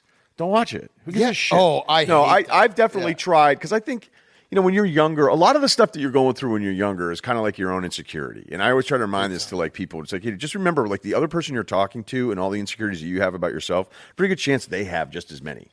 So just, you know, go up and talk to the hot girl. Right. You know, there's a moment where she doubts herself, and maybe that's that night. Yeah. You know, and who knows? But I think it's like a good rule to kind of operate with where you're like, you know, just remember like the stuff that you second guess yourself, you're not the only one doing it. Literally everybody else. And even though they're trying as hard as they can to project that they're not having any of those things, just like you do, just admit that like, all right, this guy's probably got some weak spots. Let's go. It's absolutely true. So, Ryan, you're right, but I also love that the statement boils down to like, you can fuck a really hot chick if you try. Don't give up on yourself. That's a little aggressive, PFT. I meant, relationship. I thought we were talking about families. What you're saying, it links into what PFT said and what I'm saying about caring. Like, a lot of times when you're younger, you're like, I don't care about this, or this is lame. It's cool to not care. Because you don't want to open yourself up to have someone be like, oh, you like that? Yeah. And it's the same thing, too, as, where I went to school, it's Vermont, smaller school, but for whatever reason, there's a ton of Boston guys, ton of Fairfield County guys, and then we'd always be like, why are you here when you from Arizona? But all we did was make fun of each other. That's all we did. So, like, the only way you could keep up, not that this is like, oh, wow, that was the college where college guys made fun of each other all the time. But, like, I remember carrying it into our 20s, and I would just be, like, ripping on everybody all the time. Right. And then you're like, wait, who's probably not a great time to hang out with? A guy who makes fun of everybody for everything. And it wasn't, I don't know what it was just what I was used to. Right. And I remember talking to my buddies being like, hey, do you have, like, weird moments at work? And a couple of guys were like, oh, my God. Like, I had to stop doing that a couple of years ago. Like, I almost got fired. And what I'd say is that there are these moments, like when you're in your 20s and you think you have, like, this is a bigger thing. Like, I'll use the hangover theory on this one. Like, when you're hungover, big night with the boys, and it goes away like on Tuesday, it fucking goes away. Right. It goes away. It doesn't feel like it's going to go away, and you're like, should I take a foreign language? Maybe I finally learn an instrument this year. I'll get back on the dating apps. I need to change things up. And then by Tuesday, you're like, what a fucking weirdo I was for 36 hours. Right. Like, what was that? Right. Did you write a poem or something, you fucking weirdo? Yeah. So it goes away. I'd say that you can expand life out that way, because all of these little moments, all these little things, and I think this is, we're all kind of around the age, and obviously I'm older than you guys, but you start to learn, like, almost none of it ever fucking mattered. None of that. it. All of it kind of goes away. And that's the one thing that I still try to, now that I know that, when I'm dealing with something in the moment, you're like, this is going to mean almost nothing. Like, this is going to be completely insignificant, and even though you're consumed by it today, that later on, this will have meant fucking dick. Yep. And it's hard to learn that until you go through it enough, but I would just keep hammering it over and over again. Like, as you're aging and as you're getting a bit older, it's a great feeling when you start to be like, hey, I don't want to be an asshole to everybody, but I also am, like, not going to worry about this stuff as much because it's not as significant on the path of the bigger stuff. Yeah, the world keeps on, when you realize the world keeps on moving, it's a freeing thought. And you're like, oh, this is not the end. Not everybody is thinking about me. Nobody really cares. I mean, obviously your podcast, tomorrow? A lot of guys talk about you guys, but there definitely have been big moments from you that have meant something in the long term. Like, when you look back on it, maybe all the little stuff that you were super consumed about in the time ended up just passing by. Well, when the stuff that's actually important is happening, does that feel different to you in the moment? Are you all consumed by it? Are you anxious about it? Like, the big decisions that you made? No, I mean, I'm weird with the big decision stuff. I almost, like, welcome the like, hey, this is a huge moment, and you're about to make some decision, and this is, like, a big deal, and I almost get energized by it. Absolutely. I'm the opposite of, like, I almost look forward to these moments where I'm like, but I think back to what Titus was saying is, the biggest thing that I've always struggled with, anybody who wants to get into the business of the cool stuff, is that I'm always afraid if I'm not wired this way, am I going to suck at my job, and then I'm not going to want to, like, look, I drove back from Vegas last night. I woke up at 5 a.m. this morning, started writing out opens and fucking looking up usage stats of the highest 20 seasons, and it's 7 a.m. and I got a green juice going, and I'm doing this shit because I'm afraid if I ever have the mentality of not caring about things, then I'll suck at my job and it'll be over. Mm-hmm. So I guess I'm just tortured there, Titus. No, but I think you're like, you might beat yourself up on it, but like that is why people want to listen to you, because I think you, and this is now us just complimenting each other, but like, people listen to you, Ryan, because they're like, that he does the homework and he actually, like, he thinks about it. I've always admired that you're always thinking about, like, the big picture on a take or like whatever, a player, whatever it is, and not just saying, like, knee jerk, this guy sucks or this guy's awesome or this is if I say something, there's a bunch of reasons why. Right. Whereas we say shit just to say it. You guys are way smarter at it, actually. If you think about the job, I say shit all the time. I think we just say it. We do some. I mean, we do prep for the show. We do every now and then. I don't want to act like hey. Occasionally we will. But it's showing tonight. I think it's really showing tonight and how this is going. No, our prep for tonight. Our prep for tonight was literally on the way over. We just remembered that Hank has to give a best man. Yeah. We were like, and then we started talking about. We're like, no, don't say another word. But like, sometimes we do get into the, like, roll of the show, and we'll just throw a bunch of shit at the wall. Right. And then eventually one of those will stick, and somebody will be like, you guys totally called this. It's like we also said 20 things that were the most wrong things. Yeah. So many wrong things. I gotta get better. That's also something I Wait a minute, picking stuff? Because here's the other secret, I'm too. 3-0 game of the year. Right, I know that. Don't But tell me the I other can't secret pick is, shit. like, when you have an opinion on literally every player, every quarterback, the top 100 NBA guys, like, it's like we're going to be wrong all the time. You also have to kind of get past that. What I was going to say is I have to get past is, like, people hear what they want to hear. So trying to correct, like, what, like, people will be like, oh, you don't like my team. It's like, dude, what are you talking about? Like, Bengals fans thought I didn't like the Bengals because I bet against them, like, I bet on them against the Raiders and against them with the Titans and Chiefs. And they're like, you don't really, it's like, dude, we talk about Joe Burrow, like we love the guy. They also went 10-7. Right, exactly. So but that's, I like, love them. I have right? to, like, But check myself being like, these people are just listening for what they want to listen to. They hear one thing and they're like, oh, you hate us. And it's like, I got to remember, like, people are just very biased when they listen to something. And to not be upset when people are like, oh, you're so unfair to our team. And I am unfair to some teams. Right, but Aaron I Rodgers did is it. a loser. Before I was in the business, I thought Joe Buck sucked. I was like, this guy, You're one of those? every fucking time, Yankees. And then I got in the business, I was like, oh my God, Joe Buck's amazing. Yeah, like, I'm he's an the idiot. best. So when guys lose their shit, I'm like, yeah, well, whatever. I did the same thing in my early 20s. But we were right about Romo. You're Romo stock. Banks have been worried about covering your short position on Romo. Hank, PFT, and I put ourselves on the line with our Romo I don't take think he's 4 years ago. I don't think he's as bad as you guys He's not are. as bad as we say, but not- he's also Yeah, gone no. closer to us than the other way. You also have to understand that a lot of our takes are not just based on the thing themselves, but it's based on, like, other people's reaction to that thing. Right. So Oh, we're dude, just who are you talking to? Yeah, no kidding. right. Yeah. they're the pendulum that's Explain this process. okay. All So right. you build a straw man, and then you take No, it down? see, that's bullshit. If somebody, I hate when somebody says it because I'll just be like, I have to see it from real people before I go. Sometimes I think that I am your straw man. Yeah, I'll Like, Yeah, there's Ryan, been- Ryan, tell me, like, when you want to go on a rant, tell me what to tweet, and I'll tweet it. Yeah, no. And then I'll be the straw. Dude. We can be the straw man for you, so you can be like, I see these clowns out here saying this. No, but It's us saying it for you. dude, We're Ryan, throwing you the alley. Ryan and I will disagree sometimes on sports, and friends do. I just share it with the world. And then he goes on his show, I'm like solo, Cliff remember. Kingsbury. We very much disagreed on Cliff Yeah. Kingsbury, and he'll do like an open. And I'll be like, I got that 3-0. was just me, was me. because we Yelling were at me. texting about that yesterday. I've gotten 3, I think, monologues out of Big Cat and I texting about Kingsbury this year. So that's good. And then I think one time I was arguing with Chris, and Chris was like, you're not on with Big Cat right now. I was like, oh, that's fair. Yeah, I don't That's know. what many people are saying. Oh, we argued about argue golf against the too. Yeah. Yeah. We argued about golf. Yeah. How did that go? Anyway, but So to sum it up, Lions won more games than we thought. so to sum it up, you don't think you can chill out. You don't think you have that in you that, like, so because Dan said that, like, the reason people listen to you is do your homework. That, like, if I'm being completely honest, that might be true for some people. I feel like that's mostly bullshit. People listen to you because they love you and they just love. Well, yeah, no, that too. Like, but I'm like, if Russillo didn't watch any basketball, which we know there are a lot of people in sports media that do not watch sports, mostly and he- morning shows. Yeah, there's a reason why life advice and he is just so like popular. fucking ripped Right. on whatever he wanted. Yes. People would still listen. They would still love it. So what is, like, do you think, Ryan, there'll ever be a point in your life where, like, that will click with you, where you're like, I could just go to the beach and chill all day and then turn on the microphone and just talk about literally whatever the fuck I want, and I will have an audience, I will pay the bills. Why don't I just do that?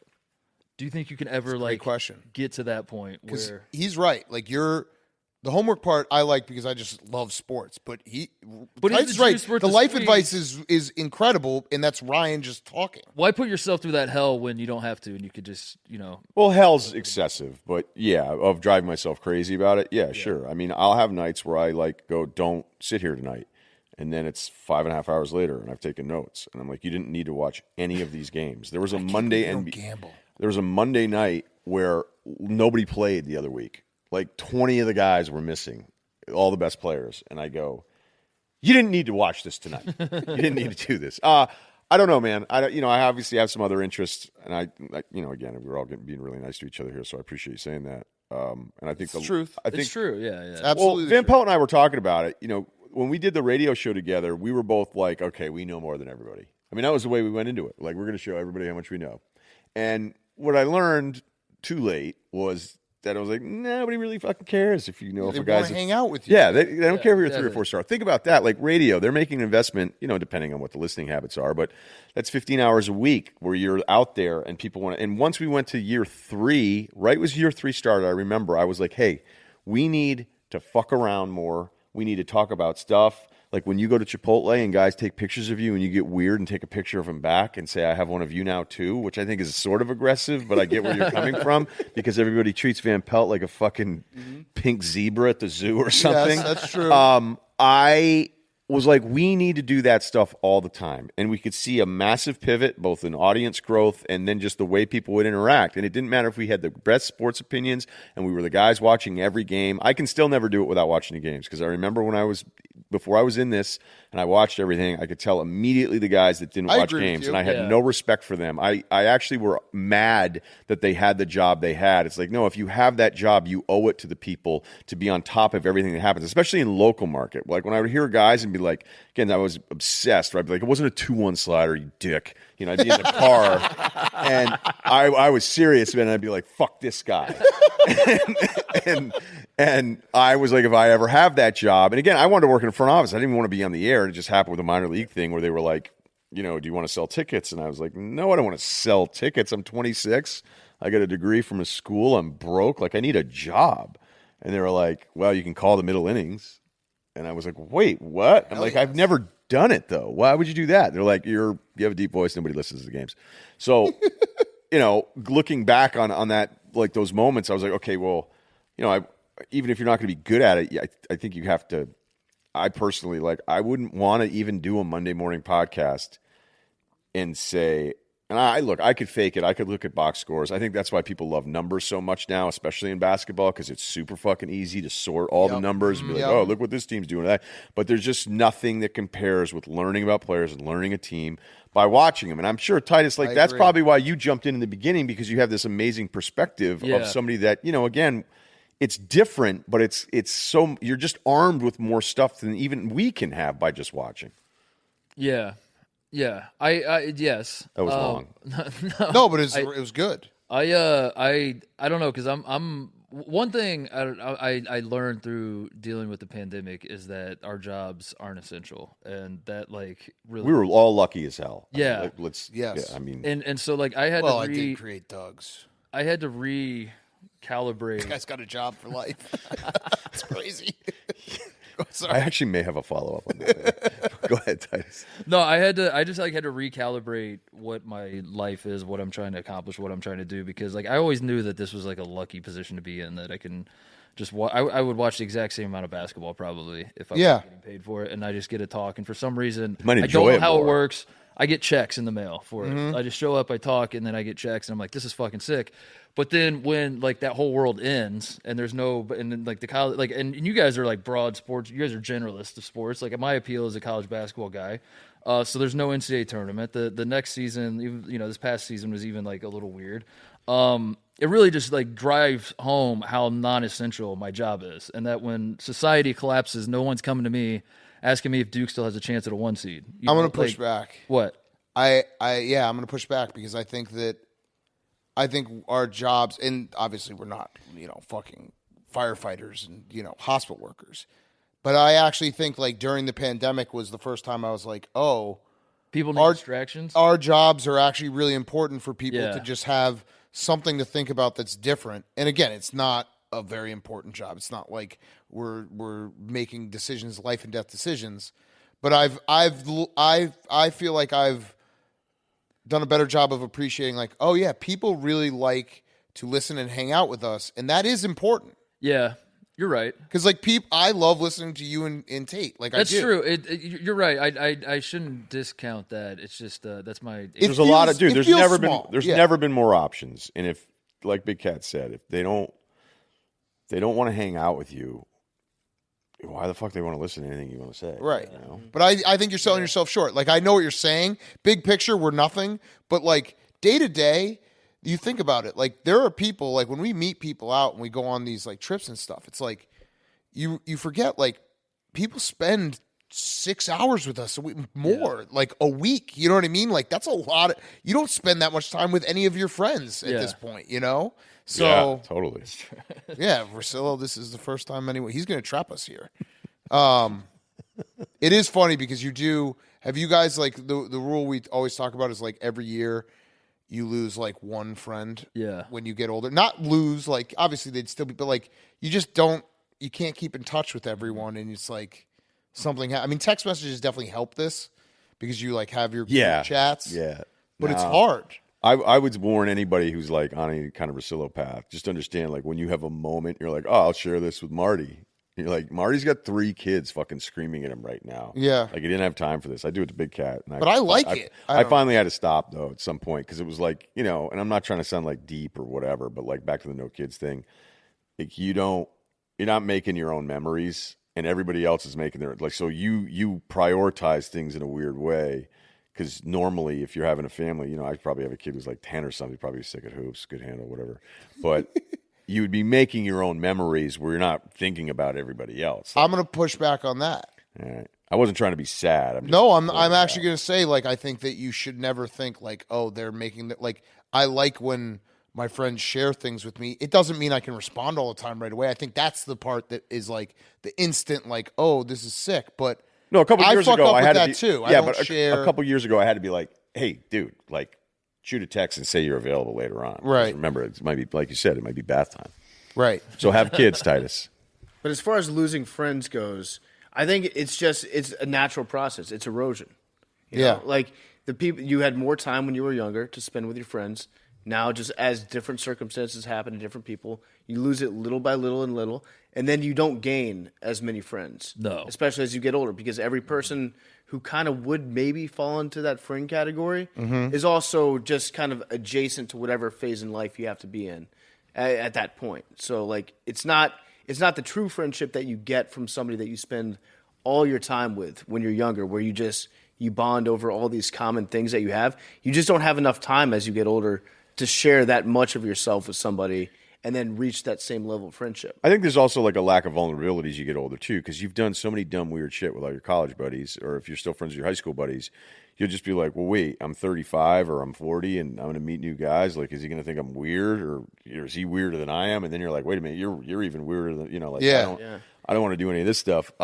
But you know what it is? I'm in that game now with kids, by the way. You don't a lot of people want to be your friend. No, like meeting the parents of other kids. Yeah, that's how you make friends when you have kids. It's a tough. That or dogs, right? Yeah, dog park politics. Yeah, but if politics, you're, assemblies. If you're, you might go to like a rally somewhere, and then you end up getting in trouble together. You all dress the same, and then you're bros for life after that. No, but there is actually some truth to that. I think where when you're younger, you develop the long-lasting, like, deep bonds because you get in trouble with people. Yeah. And that's fun. It's fun to do hood rat stuff with my friends, right? Yeah. Like, it's actually fun to go through an experience like that and then later on be like, man, we were so dumb back then. I can't believe we got away with that. The older you get, the less trouble you start getting. You're just not going to have the same level of bonding opportunities. It's all a lot more surface level, yeah. And then kind of depending on, like, what the way you're wired, you'd be like, whoa, why is this guy being so friendly so soon? Weird loser. I'm be friends with this guy, which is bullshit too, you know? So I don't know. Like, we always joke about my friend thing. I have friends all over the place. Like, I actually have a lot of friends. Yeah, it's so many that you can't even name them all. Right, but I never live near them. And then, when we get life advice, it's a lot of guys, like 27, 28, they meet somebody and maybe she wants to move back to her hometown, or they both have a job opportunity, but they're not 100% sure and they're sort of on the fence. And I think, like, I've had some pockets of friends that stayed in Chicago or stayed in Denver, and I'm, like, envious of them because they actually prioritize that and they still will do cool shit. Like, I think there's clearly a way to do it. I think guys have a very hard time meeting new friends as you get a little bit older, but I'm more of the belief of, like, if you actually have, like, you know, moving's great. I've moved a million times. I never let it impact any decision because I only was, like, very single-minded. But when I see other guys, I'm kind of like, hey, Dan, like, I'm sure you want to move back to Chicago, and you can, like, that's, you kind of, not that, like, Friday it's on, you know. Well, yeah, no, there's times where let's go, the lodge. Right. But it's and I do think on that note, too, it's very important to make, like, be the guy in your friend group that makes the extra effort to get everyone together. Because everyone always has an excuse, a million excuses. and like it gets harder, especially when you get out of that zone of bachelor parties and it's like, oh, we're not going to see, like, you got to be like the guy who's like, hey, let's all get together. Let's go do this. Like, let's go to a game. Let's go to Vegas, whatever it may be. You'll never regret it. And it's like, you only, like, there are some friends of mine that I love to death. And I know I might see them once a year at most.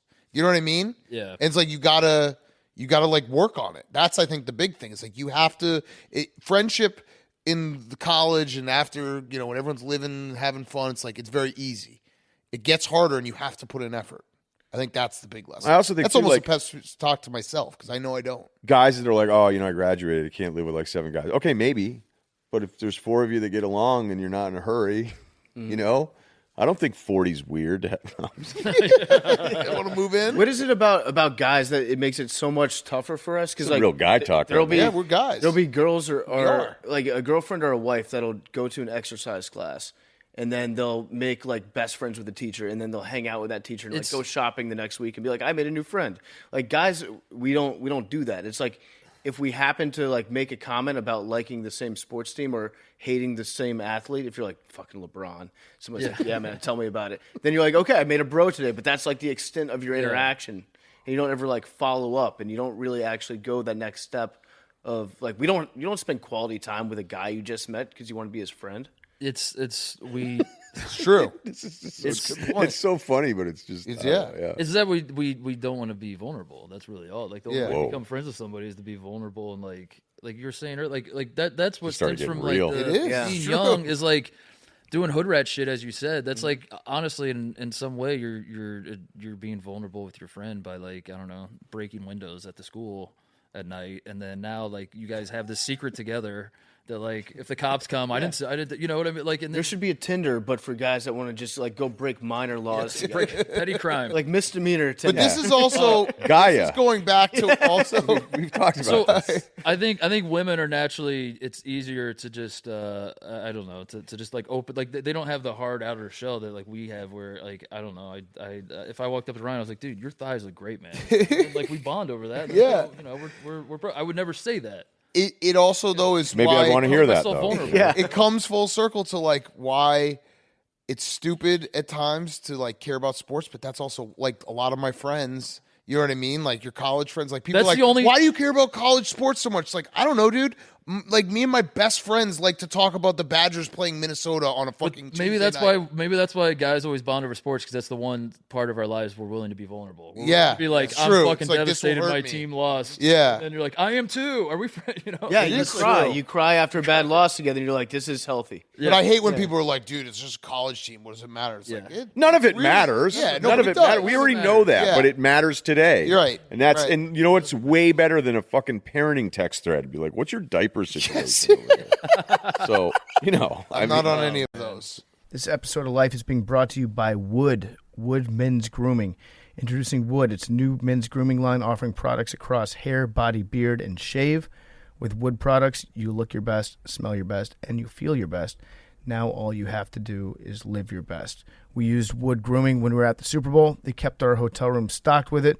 I think we're the best smelling company in the world all week out of that hotel. Everyone smelled great. They've got all these different cool scents. They've got Golden Hour, which smells like smooth brandy and Madagascar vanilla. They've got Summer House, which is my favorite. It's coastal lavender and pink pepper. And Wood is an incredible value as well. Everything's $15 and less. You can shop Wood at getwood.com or at your local CVS. That's GETWOULD.com or at your local CVS. They've got shampoo and conditioner in one, body wash, deodorant. They've got deodorant, moisturizers, face wash, scrub, oils, beard conditioners, and shave cream. Again, everything's $15 or less. You can shop at GETWOULD.com or at your local CVS. Now, here's more life.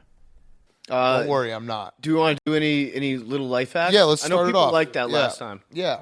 So start us off, PFT. Okay. Oh, yeah. We actually just talked about this briefly on the ride over here. I've started in the last, 3-4 years to put my clothes away at hotel rooms. When I know I'm going to be staying there for, 4 days. It's good. 3 or 4 days. I don't live out of the suitcase. I set up the kitchen sink, or the bathroom sink with, all the shit that I need out there. Never done it. Never Really? Never unpacked. Oh, at a it feels hotel? great. I've lived in And then- hotels too. And then you call the hotel home. Like, let's go back home. It does. It feels really good. best. You wake up and in the morning you Yeah. go to your drawer and you pull it out and you're like, I know where everything is. It's like a little mini home. Hang up your shit. Although It's the best. I I've got hung up stuff. Let's not go crazy, but well, you have to Have up the you? suit because then it's going to be wrinkled when you. I used to have to wear suits all the time, Did you have to? and I'm liquid. I was putting away my shit at the hotel last night after I got into town. I did, again, not a drug guy, but I did smoke marijuana with some other people here. It's illegal in California, by the way. And Not federally, though. correct. I'm opening myself up to the DEA. But I looked at my drawers this morning that I put all my shit in last night. It made no sense, the order that I just put. I have my suit in there with my dirty underwear from the night before. I've got it's packed a put suit? away. Because man, you don't know. We invite all these top shelf parties. No, You that's a know good how it point. goes. That's a good point. But there's something You about packed a suit? yeah. I bring What? Yeah, I packed. Wait, what party are you actually what are bringing you your suit talking for? about? I packed dress pants, and a jacket. A blazer? What? Okay, give They me your happen to roster. match. Give What me your party? roster of what party? I don't know. I don't have a party yet, but What scenario is going through your mind when you pack this? What? Like, I need this just in case. listen, Nobody wants to see you. They kick not- you out. dude, They're like, a that's not suit? him. not to The big Super time you Bowl guys, week? but I've covered 7 Super Bowls now, and at most Same. of these Super Bowls, I have been invited to one party or another where it's a higher dress up type party where I would feel like you know how I dress. Here's the thing about me. 99% of the time, I dress like the biggest asshole in the world. Facts. When he puts Yeah. on a collared shirt, I'm like, who died? But that's the point. I don't think So anybody I have wants 2 you. speeds. I have normal PFT Go. speed, and then I've got like you're going Yeah. to a wedding or a funeral speed. Yes. No, seriously, Or a when he Super Bowl puts on, when he has a collared shirt, I'm like, did someone die that I didn't know about? Like, did you come from a funeral? Because it's weird. Listen, okay, yes, I was vulnerable with you guys. Don't ever do that again. Never going to We do it roasted again. you. But there's something, I don't know, it's something I picked up recently where I just feel better Packed a about myself suit. if I just put stuff away. Yeah. Like I'm building my own little No, I'm with you. I started doing that a couple years ago. It's a big move. I like it as well. It is a game changer. Yeah. I like that. What else you got, PFT? Let me see. Anybody else want to go? We can cycle around. The suit stuff. One that came to mind for me is it kind of boils down to like set the bar low, but not only set the bar low, keep the bar low as long as you possibly can on a lot of different things. And some examples of this, obviously at work, I worked at the Ringer for God knows how long. I've worked at Fox. I think this is we're going on year 3 for me. I don't know how to check my work email is what like how it works. Like when people hit me up, I'm just like, shit, I still haven't learned that. Yes. I still haven't been on board. I have. So Yes. there's that, but then also another thing that I've done that has worked well for me is I've pretended that like experiences are my first time.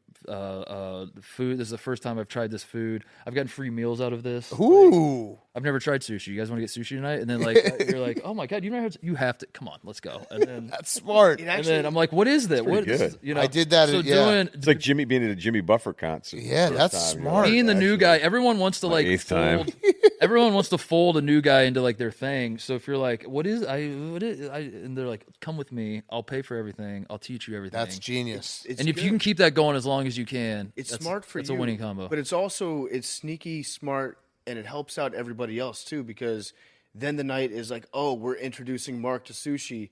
Everyone else's enjoyment gets raised up. They're like, how do you like the nagi? Yeah, Like yeah, that? A lot of people and- don't like it their first yeah, time. yeah, great. exactly. I like that move a lot. Yeah, there's that one. Ryan? I just have something I want to improve on. I wasn't always a great tenant as a renter. My early phases, not a lot of heads up. That whole like, hey, I'm moving out at the end of the month. One time I moved out that day, and the landlord was like, "What's going on?" And I was like, "Oh, I'm out of here. I gotta leave." He's like, "Today?" He's like, "What about the 30 days thing?" And I was like, "Yeah, I can't pay this month. Like, I'm moving." And he was just like, "You're an asshole. Not proud of it." So then once I had a little investment property and was in charge, I wanted to be relaxed. I wanted to be a little hands off. And You're the cool mom. yeah, I want to be Not the like I the want, other right, landlords. right. I'm like, I'm not going to hammer you in some of this stuff here or there. So tenants moved out. I was real relaxed about a lot of it. And there was human piss all over a Tempur-Pedic mattress that cost me about $1,500. And they'd taken the mattress cover off. So I was like, all right, this sucks. Yeah. It sucks. So I just wanted to see how they would respond. So my life hack was I had 2 choices. be professional or dump a piss-stained mattress off in front of the guy's house. And I'm so proud that I didn't choose number 2. Nice. So that's like me not finding the ref's name. That's right. Yeah, that was you right. had the so thought. I was like, what am I supposed to do with this mattress? I guess I could get it steam clean. It's nice. But I said, I'm just going to give the guy a chance. We'll ask him. And I was like, hey, any idea what's going on there, why the mattress cover was off, which was definitely on when they checked in because I turned it over. I was a very hands-on. Yeah. And he was like, I'll check with the other guy. I'm like, you just did a check with the other guy to me? Mm-hmm. And so my life hack would be improving on those scenarios in the future. Take a better inventory. The tenant empowerment era. Yeah. You're not a fan of the tenant empowerment era. I don't want to get political about this. There's more renters than landlords, so landlords lose public opinion. So that's just the way it is. I do think... But apparently their mortgage goes away, right? It is a tough spot to be. I find myself trusting too much.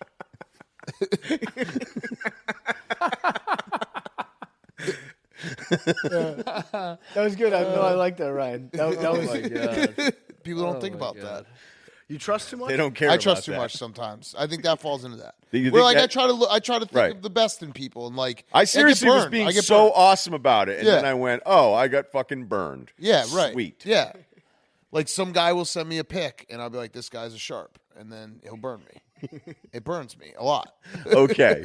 By the way, there was a pic that was sent to Big Cat from me, and I had good intel on it, and it was based on a theory, and it didn't even come close, right? Yeah. It was like a disaster out of the gates. Yep. And then there was another game where I was like, hey, this is happening tonight.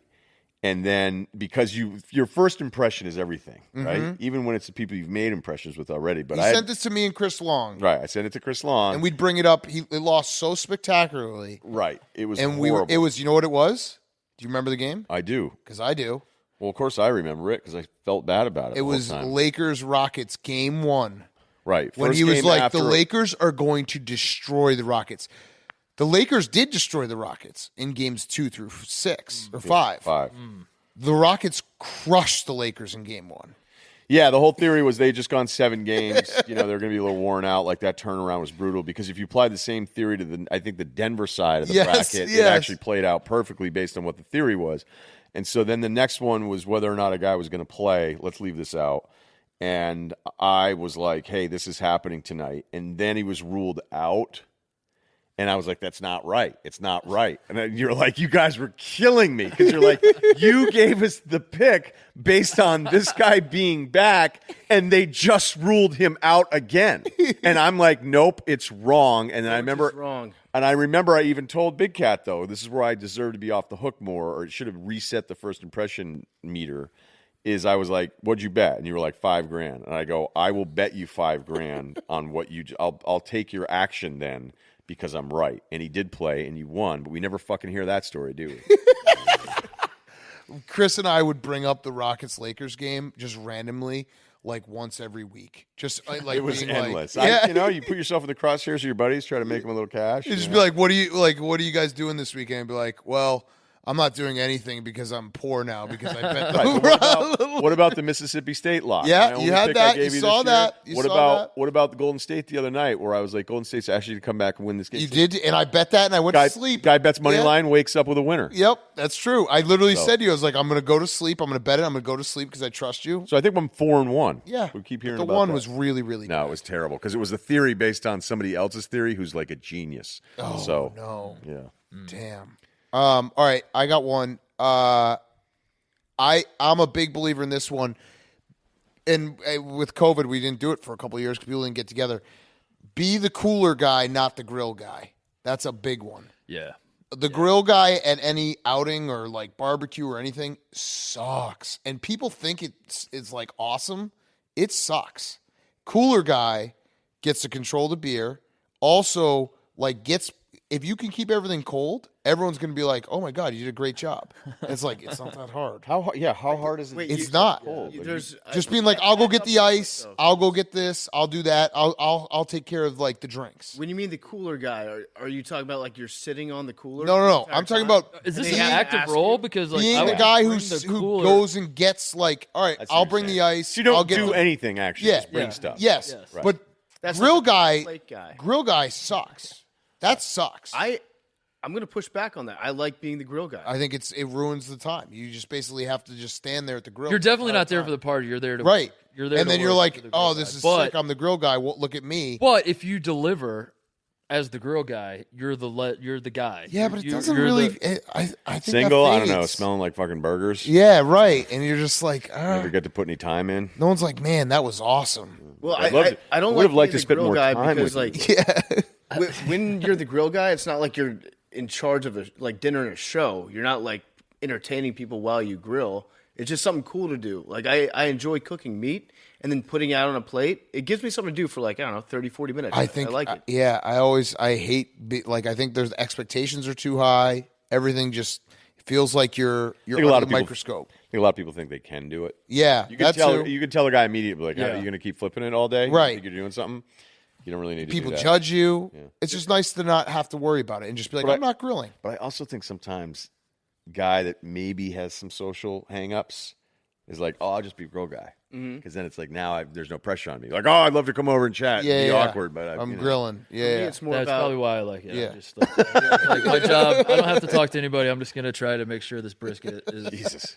you can also That like convince backfired. yourself that when you feed everybody, you're like everyone here would have died if it wasn't for me. Yeah, Yeah, I I don't- provide nutrients to everybody. that's you spending Yeah. too much time with Billy football. But people would rather have cooler guys show up. The cool guy showing Yeah. up is great. Yeah. Yeah, and just being like, I got the drinks, I'm bringing the ice, I'm doing like, dude, who doesn't want like? I just I'm love, cooler guy. I'm cooler guy to the beach. That's become my thing. Yeah. I am. I've become cooler guy, and it's a great job because it's not an active job though. Right. You do it, and then it's You do your it, you set. bring it, and then you sit. There. Yeah, and but also people are always like, dude, if you're like, oh, you need a beer? Oh, you need an extra beer? Oh, yeah, okay. Yeah. It's a fucking. You get a lot of rewards for that. Yeah. I'll admit that in Ubers, sometimes in person, I'll pretend I can't speak English. When you get in the car, how do you say it? How do you let them know? I'll just be like, un peu je parle. A little French. That's good. That's good. 'Cause I have enough French, I can say a few sentences in the accents. I've always been strong with my accents. They've always said that. But I'll just be like, je vais à la plage. And they're just like, that's just, I want to go to the beach, which technically I do. But they just freaks everybody out. Life Yeah. hack: don't Freaks speak out. English. So Yeah. I've had solicitors. I just go show up. headphones. Because I used to get a little more aggressive with solicitors. I used to look forward to the confrontation where I'd get out of the gym and be like, hey, man, I want to talk to you. I love those sneakers. You just get out of the gym? Fuck off. I'm not signing up for your thing. And just to see, because it's like you've been harassing people all day. Yeah. And like one guy, and they get so mad at you because like one guy's like, no, fuck this. Yeah. I'm not doing it. I don't want there to be any confusion. And then it'll be like, whoa. So I was like, all right, stop doing that. So now a guy will come up and I'll just be like, nous allons à la plage. You are French, yeah. Right. It's we want to go to the beach. The nice thing in New York is you literally just don't have to look at anyone ever. No, but I've gotten in a couple, like back in the day when Soho, there would just be dudes that would like harass you with the CD thing. You just never say No. anything. They're still there. You never Well, say anything. It's not as bad as it used to. It used to be so bad because everybody was just afraid to not give the person $5 or $10 because you'd be like, wait, now you wanted money for the Yeah, right, Now right. you're holding it, and Now you that- feel like you're stealing. Yeah, it and yeah, walk away right. with That's it. a transaction, and I would just be like, nope, I don't want your fucking CD. And the guy would be like, and then people kind of look around. And you're like, all right, you can relax a little on this one. There's an easier way to do this, but I just like to be I'm going to be very certain. You like a little bit of confrontation. I do. Oh, you live off of it. Yeah. How long do you have to go for that itch to start creeping up where you're like, I really want to get into a shouting argument? It is. I'm not talking about like just straight up arguments with. I'm not.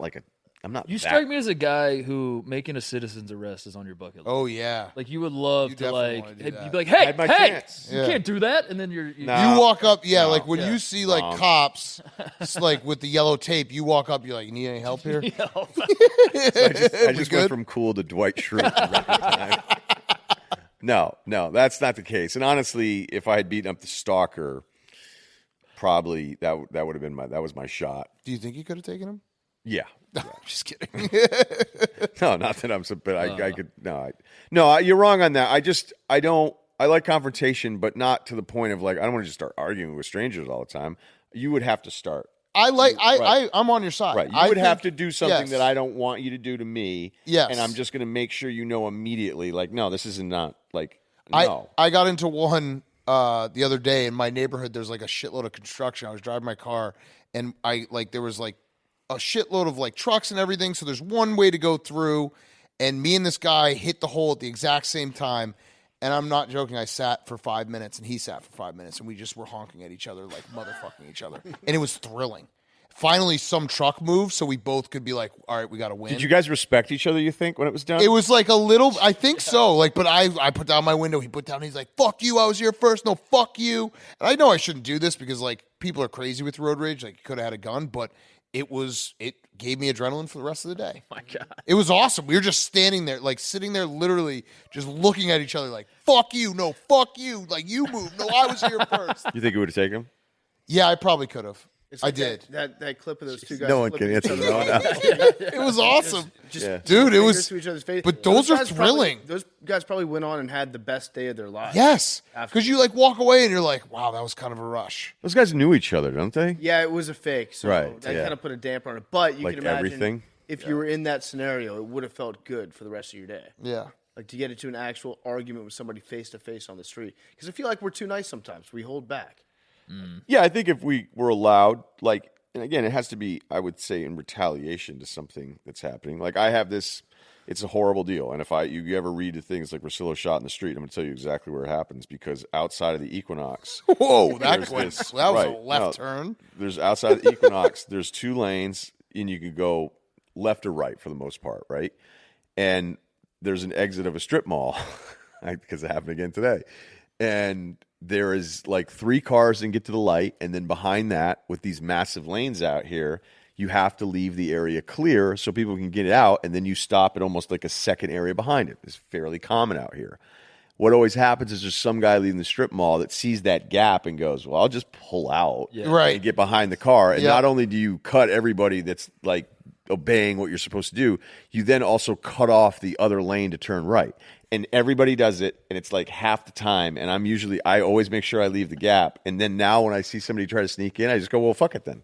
I'll just pull up. And then they get caught, and they think I've cut them off. And I'll just be like, how did you think this was going to work? Like, what do you think was going on? Like, you were going to be the one that did it? You were going to be the one, and now you think I'm wrong because I did the right thing or the wrong, and it's just like, I'm going to get shot. And the worst is I'm right after I get out of the gym, so I'm so fucking amped up. Yeah. Feed the wolf. It's horrible. Pre-workout? What's that? What pre-workout? Oh, just anger. You don't take it. You remember Jack? Did you ever take Jack? Yeah, I took Jack. Jack was the absolute best. I don't know what happened to the original formula Jack, but I'm pretty sure that it was meth. I think that there was a chemical in it. It was like the dimethylene 1,3 germanium extract. Hey, look, it was methamphetamines. That was nuts. And the one that was really fucked up, you all be too young for it. Did I just yawl? I don't know. I don't know if I like that I did that. Is Ultimate Orange. Look that up. Okay. That was like, I was taking that, I think, my early 20s, and I came home because I was like off for a semester. I was going to work construction. Didn't work out. And I would come home and, I didn't have any money, so I'd go up to my parents' house to get some food or something. And I'd leave the gym, and my father would be like, what the fuck is wrong with you? So, I don't know. There's Ultimate Orange. They banned that. They banned that 20 years ago. That's how bad that was. Yeah, this ain't your daddy's pre-workout. Are you looking it up right now? Increased muscle mass, strength, energy, and focus. That's what they all say, though. What's in it, though? I don't even know if I want to know. Why was Ultimate Orange pre-workout banned? It caused strokes, seizures, cardiac arrhythmia, and heart attacks. And it had ephedra in it. That's why. Ephedra was the one that it was in a lot of pre-workouts. That was in Jack, too? No, Jack had actually, I'm pretty sure it was synthetic meth that was in it. And so they re-released it with a different formula, and all the forums exploded. They're like, whatever happened to all the Jack? Then people went out there and they bought the old ones, yeah. So guys had like garages just filled with tubs, and the price of each container skyrocketed to like $150 as opposed to $29.99. It was a problem for me. It was not an easy come down. I have one that I wrote here that's It's kind of serious, but kind of a joke. But we all find ourselves in situations where we're eating somebody's food, or if you're at a brewery and somebody put a lot of time and work into creating something, you take a sip or a bite of it, and you just hate it immediately, and you don't know what to say ever. Just say, there's a lot going on in here. There's a lot of flavors. Wow. There's a lot going on. That's really good. What's- Very that is a simple. good What's the Guy Fieri he does? What does he say when he's like the meanest thing he says? Because he's so nice, right? Yeah, but he doesn't- says right. something that's like, that's a tell. Oh, fuck. Did he share it with you guys? I'd love to know this information. I can't remember. It might have been just a wow. Yeah, or like He like just that gives you a wow basic flavors. wow. Gives you Yeah. one wow with Guy Fieri, you're in trouble. But a lot going on is good. Usually, if he goes, wow, that's out of bounds, then that's good. Well, I gotta It's like, find wow. it. I gotta find it. But keep going. Sorry. This is amazing intel. Yeah. And then the kind of serious one is, I wish I had written more notes to people, like small notes. Yeah. Yeah, like, this is going back to hotels, and again, I'm thinking about hotels because I'm currently in one, so it's top of my mind. But if you write like a small note to the housekeeping staff when they come by, they're like people whose jobs are so monotonous and boring. If you just write like a small note to them, being like, "Hey, I appreciate it. Thank you for cleaning the room," it can make their day. Like I got into a note off one time with the housekeeping staff at it was in Indianapolis at the Combine. I wrote like a little note thanking them the first night. Then my room was clean. They wrote me a note back saying, "Thank you so much for leaving me this note. Brighten my day." Then I feel pressure where I have to write like an even better note. So now I have to like sit down and think about what I'm going to write on my second note back to them. This sounds like an assignment. This is Yeah. Yeah, I got myself a lot. into like a little bit of. No, I'm with you, but- PFT. I'm with you. Notes are because think about the last time you got like a handwritten note from somebody. It makes you feel better. It makes like Yes. it's a small bit of connection that you can do with somebody. Yes. I think that both parties benefit from. Van Pelt used to do a handwritten note for every guest we had. Really? Then I think Damn. Would he ever ask you to sign it? no, they didn't want my name on anything. Wait, back what? then. I was on that. I was on your radio show. I never got a handwritten note. That must have been. Interesting. That might have been an impermissible benefit. Well, what year? What year were you on with us? Would have been 09. I got my first taste of controversy with you guys because I believe you asked me which cheerleaders in the Big Ten were the least attractive, and That doesn't sound like us. said- 09? I said 09 Northwestern. humor? Yeah, I said Northwestern, and then it wasn't Who really. were they offended because it's Purdue? Yeah, Purdue- I got to be careful. I've been worked into a pretzel because my mother went to Purdue and played basketball and is in the Hall of Fame at Purdue. And anyone that grows up in Indiana knows that like no women go to Purdue, and that like you just want to make jokes about there are no women at Purdue. And yet my own mother, Yeah. So I'm like putting like I want to do it so bad, but then I don't know. So anyway. Work that Hall of Fame. Speaking of thing. Purdue, I got a life hack, Dan. You'll like this. Because my mom goes to Purdue, one thing I do for her every year is I give $35. That's her jersey number to the Purdue University in her name. And what it has allowed me to do, the life hack, is that I grew up an Indiana fan. I don't really care for Purdue that much. I can now shit on Purdue with free reign. Because Yes. I'm technically donating to the school, and I'm Yes. technically a booster. So that's a life hack, maybe. Like throw $10-$20 to your rival. Yeah. And then you're allowed to say whatever you want. Yeah. And I don't know. Donate. Worked out- Yeah. yeah. That actually is a good one. Building I in like small excuses for yourself is always important. Yeah. I like that. Yeah. Yeah. Is that that's what you landed on? That's what it was. Yeah, yeah. Don't give money. Don't like give time. Just like only do something nice for somebody else if it's going to benefit you in the long run. Yeah. I had a one for bachelor parties. Get up early one morning and clean the whole place. You're the king for the whole weekend. There's that one guy, like if you get a house, if you make the effort, because it's always that like who's cleaning, everyone knows the asshole who doesn't do anything.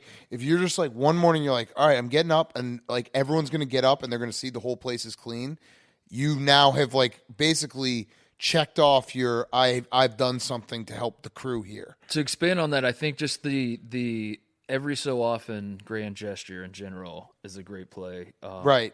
The like selectively picking up the tab. If you're someone that doesn't have a lot of money and you know that you can't not pick up the tab every single time. One time when you're at like maybe a mid-tier restaurant, you're not out at the really fancy place with all the friends. You're like, you know what, guys, I got this one, and then they'll remember it forever. Yes. That was a trick I pulled with my rich friends once they got to the NBA and they'd come back. I would try like once every like 2 years. I would pick up the tab, and they would all look at me like, "What the fuck?" And then I feel like in my mind I've positioned myself, unlike all those other mooches over here. Like I'm trying, I'm doing my best, and I don't know. It also is like if you are in a spot where you've made some money and you have people you're working with who haven't, like doing the little things of like picking up lunch, doing shit like that. Like it actually, it matters. You know what I mean? And like people, I also am a big believer in like if you're in a spot where you're whatever job you're in, and you have people that do a really like good job helping you be better, you have to make sure that you take care of them. Like I heard a story once that like Saban just like he has everyone over to his house, like everyone, literally like ball boys, like everyone who has anything to do with the program, and like everyone gets like a huge Christmas bonus, and it's like from like every person down the line, and it's like that type of thing.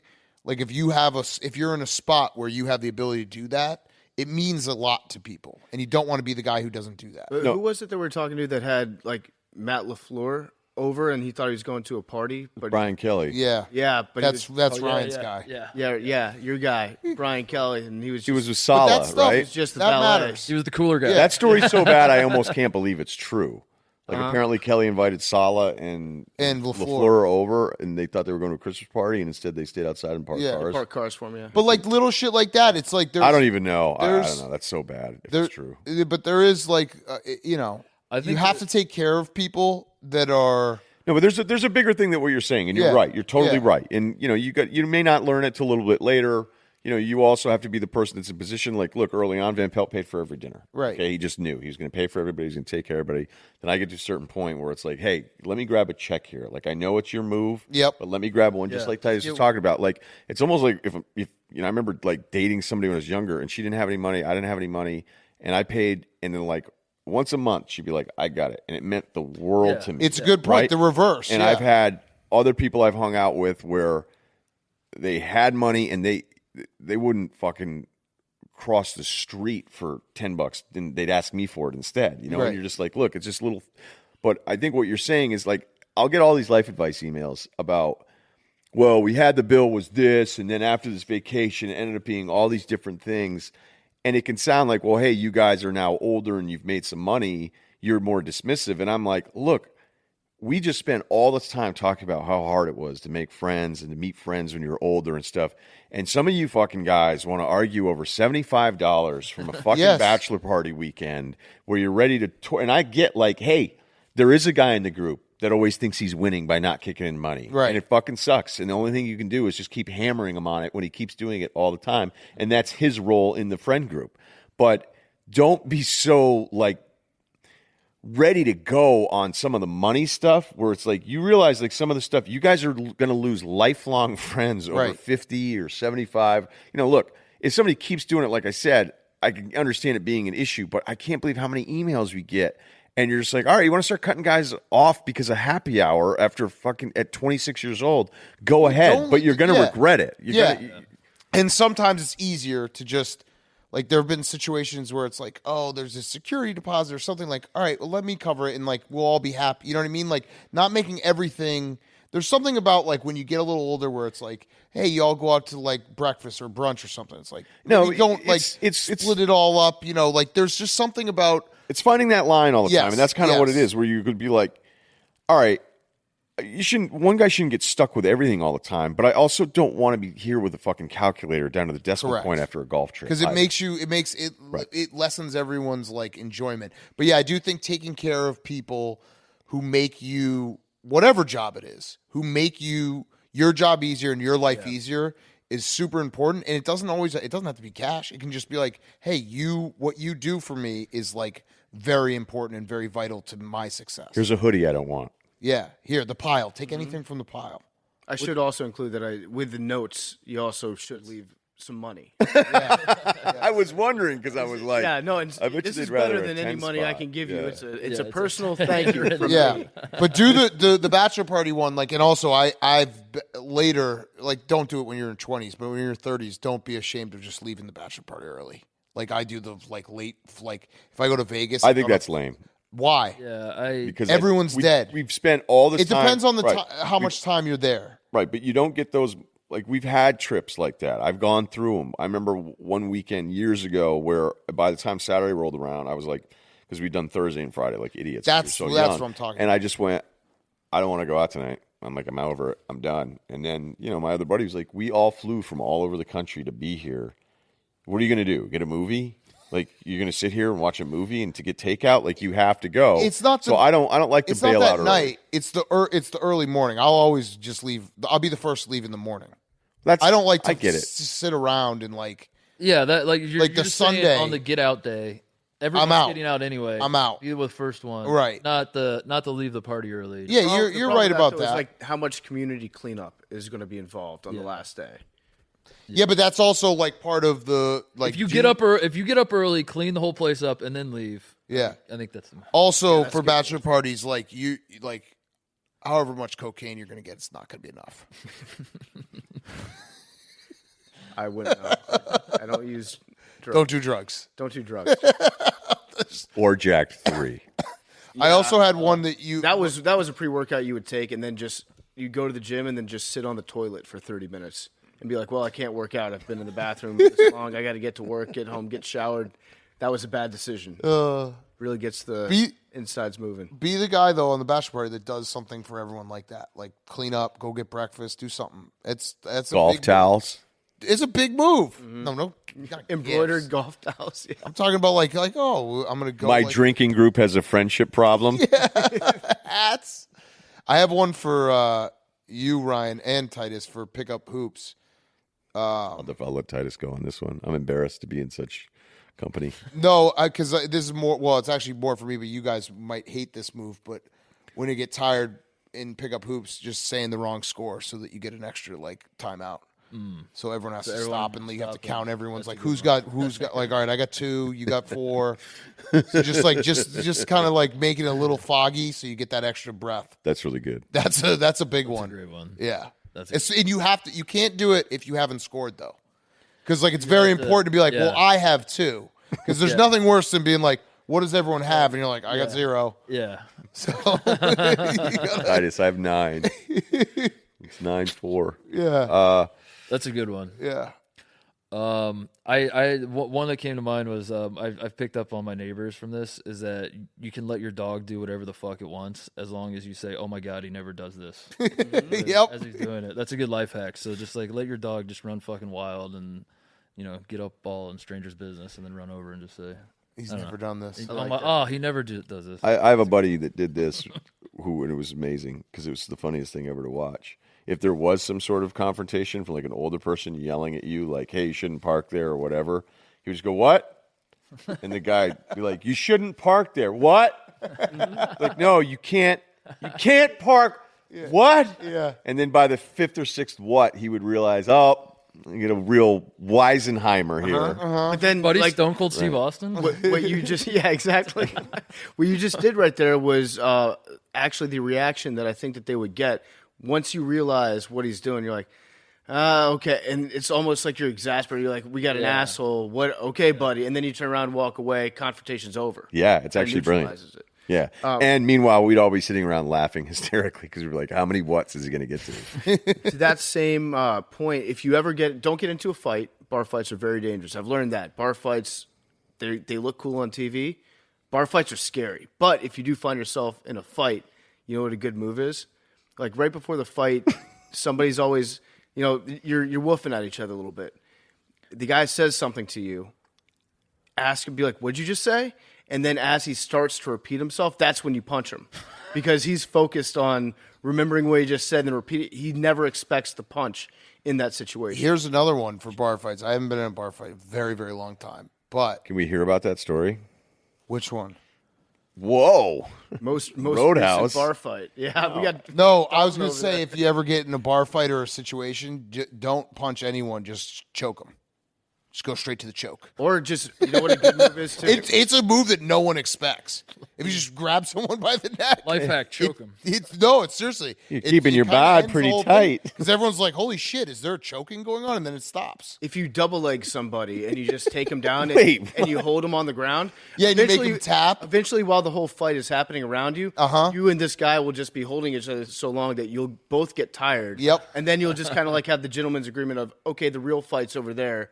We're done with our little piece right here. Also, yeah. I feel like PMT's been a secret badass pod. Nobody knew. You started this when you broke it down that you could fucking fight us.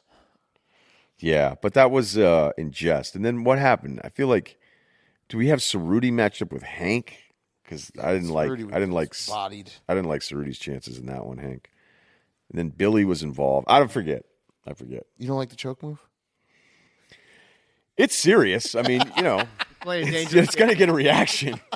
It really does end things pretty quickly because no one really wants to like have a choking. I had a bottle cracked over my head once. It sucked. I was back up visiting. I literally had just walked in from a long road trip, so I hadn't even been drinking. And I get in, and I remember because I had one of those sick North Faces on that we had to have like 3 different colors of, and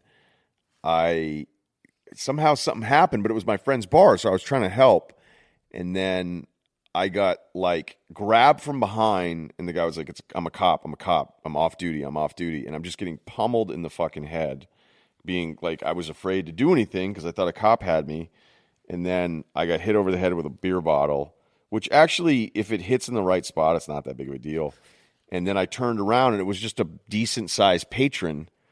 And I'm like, what the fuck did you do? And I'm cleaning up the blood on the side of my head. I'm like, why would you do that? And the thing is I wasn't even in pain as much as I was so annoyed that I was like, I haven't been back in town 20 minutes. Right. I'm like, this sucks. Just showed up. And I go, I was trying to help out. And I'm, this sucks. And he's like, well, he goes, I thought you were going to turn around and start hauling on me. So I just grabbed you. And then I said I was a cop. And he goes, it worked. And I'm like, yeah, great. And now I have fucking glass in my head. And, I would not try any of those moves. Yeah. Unless you want to do the fake cop. Again, we cannot endorse pretending to say you're on the job, impersonating an officer, but it worked out for him, not so much for me. Stealing valor is never okay. Right.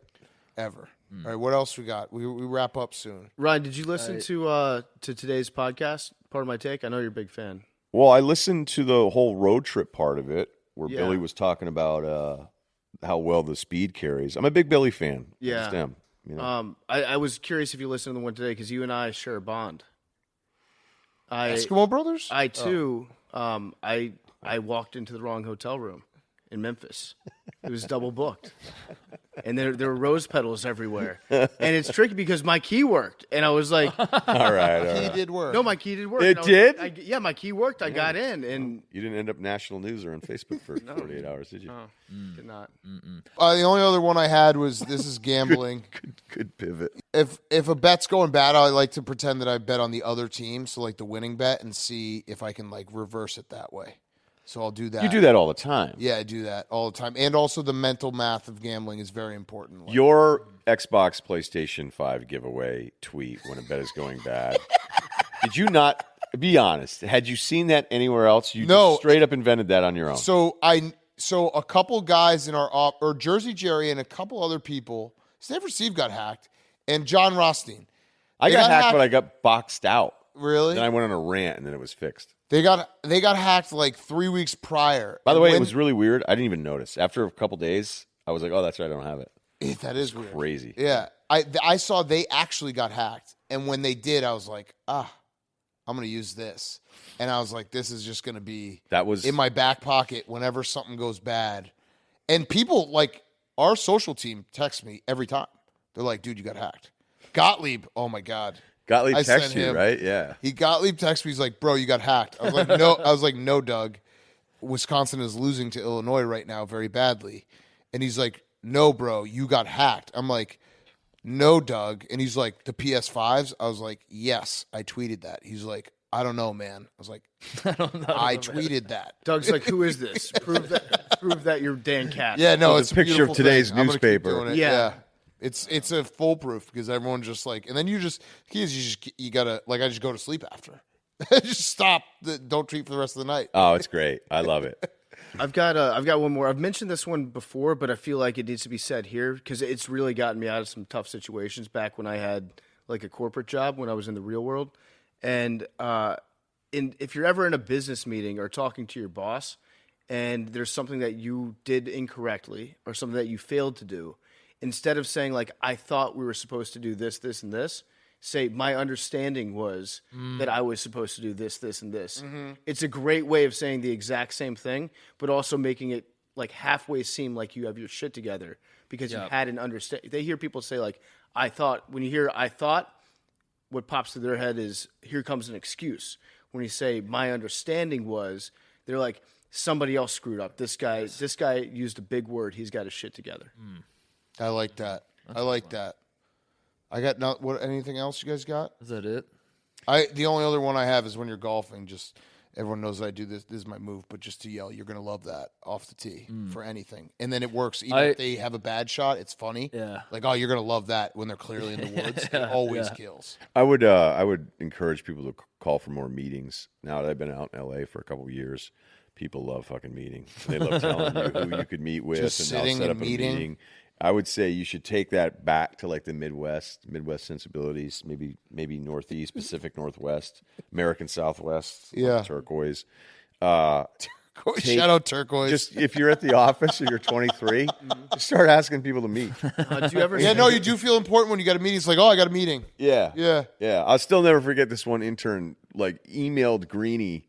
This guy was out of control. He's the most aggressive intern I've ever seen in my entire life. He would just start emailing guys on the corporate email to be like, would like to set aside some time with you for like 30 minutes or whatever. And Greeny was like, do I know? And he would like leave the voice out. He's like, why do I have a lunch at 10:45 with did I agree to this? What? And he was so confused. And it happened to Van Pelt. Van Pelt one time was like, who the fuck is this guy? And this intern was just running around ESPN, just booking meet, and he would actually he would phrase it in a way that was vague, right? So it wasn't like, "Do you want to meet?" Because that's a no. It would be like, was hoping to follow through on the time I'd set aside, and you're like, what the fuck is going on? So again, that guy went a little too hard with it, and then once everybody kind of figured him out, I think he got a talking to because it was like, hey, I don't think Chris Fowler is going to meet with you anytime soon.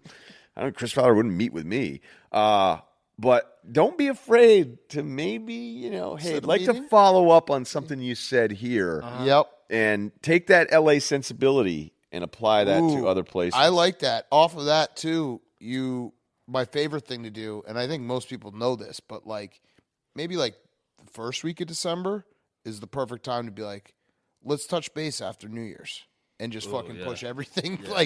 You can start that the day after Thanksgiving. You know what? Let's save this for after New Year's. Hollywood doesn't do vacations. They shut down seasonally. Yeah, right. I'll be like, hey, can you get this in? And I'll be like, why do I have to? And be like, wow, people are gonna pick it back up around February 12th. You're like, what? The meeting thing is good though. It really does make you feel important when you're like, let's have a meeting. Yeah. Let's talk about this. Like to meet. Do you ever say, have you reached a point in life where you refer to hanging out with somebody as visiting? No. I visited with this person. Yeah. I heard an older person say that, and it made it sound like it was such a quaint experience. I thought maybe I'll start saying yeah, we had a nice visit. I'd hold off on that for a bit. Okay. Yeah, no, that's something. What are you talking about? Something I'll aspire to say one day. No, visit.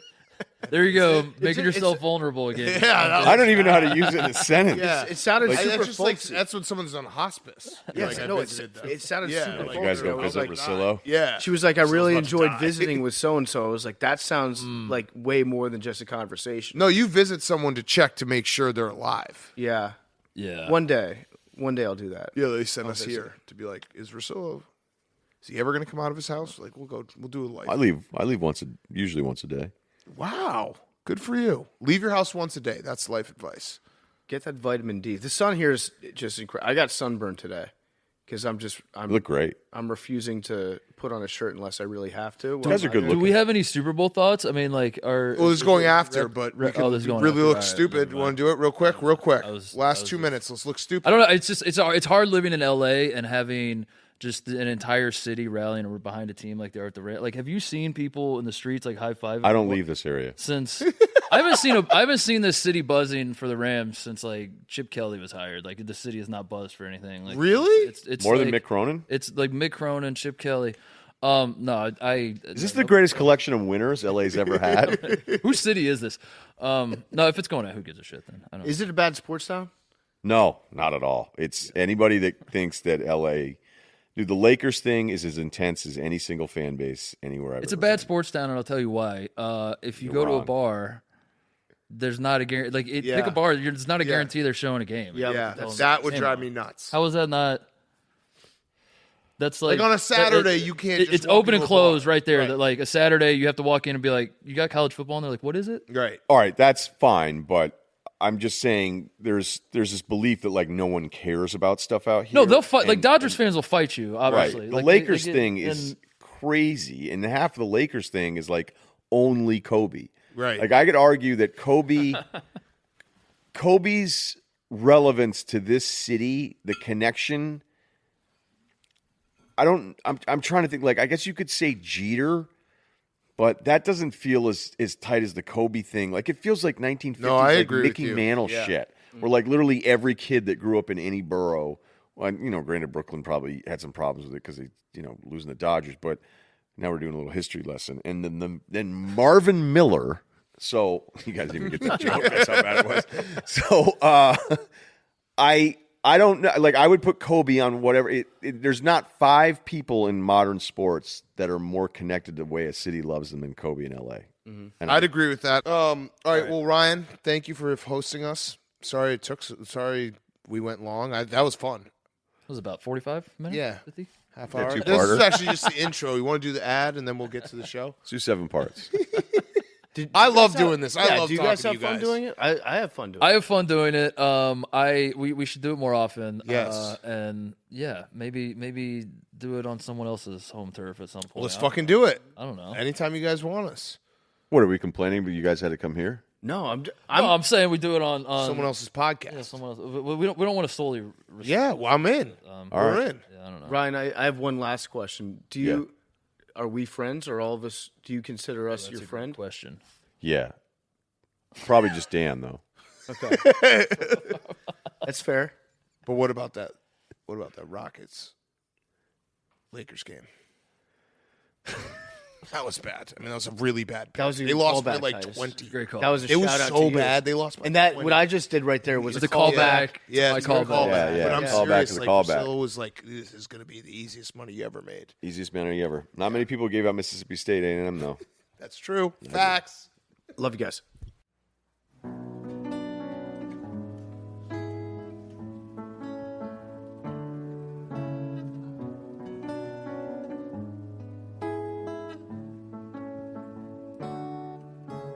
Talking away. Oh, I don't know what I'm to say, I'll say it anyway. Today is another day to find you shying away. I'll be coming for your love, okay, and take on me. Take me on. I'll be gone in a day or two.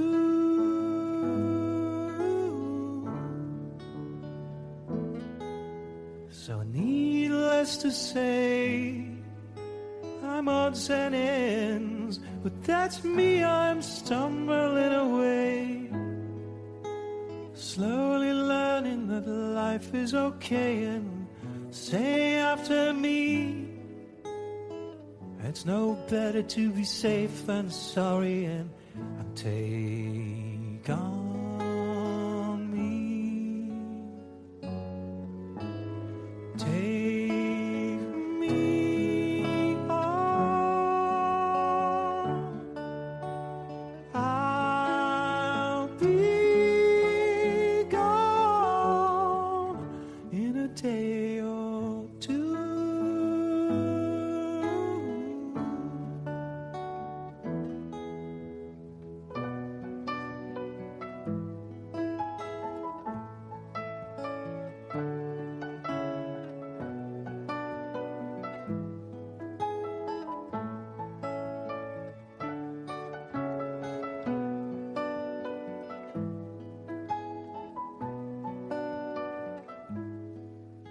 and all things that you say.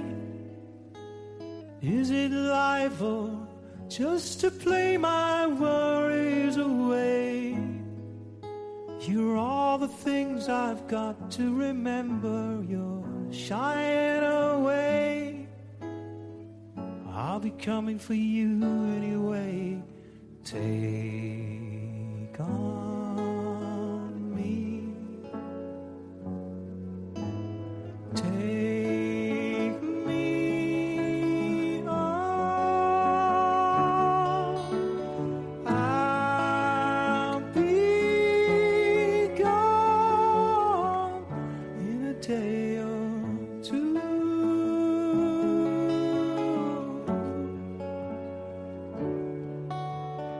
I'll be gone in a day or two.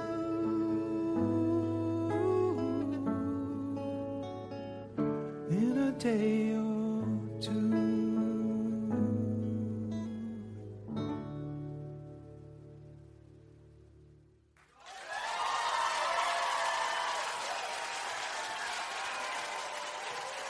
Thank you so much. Thank you, guys.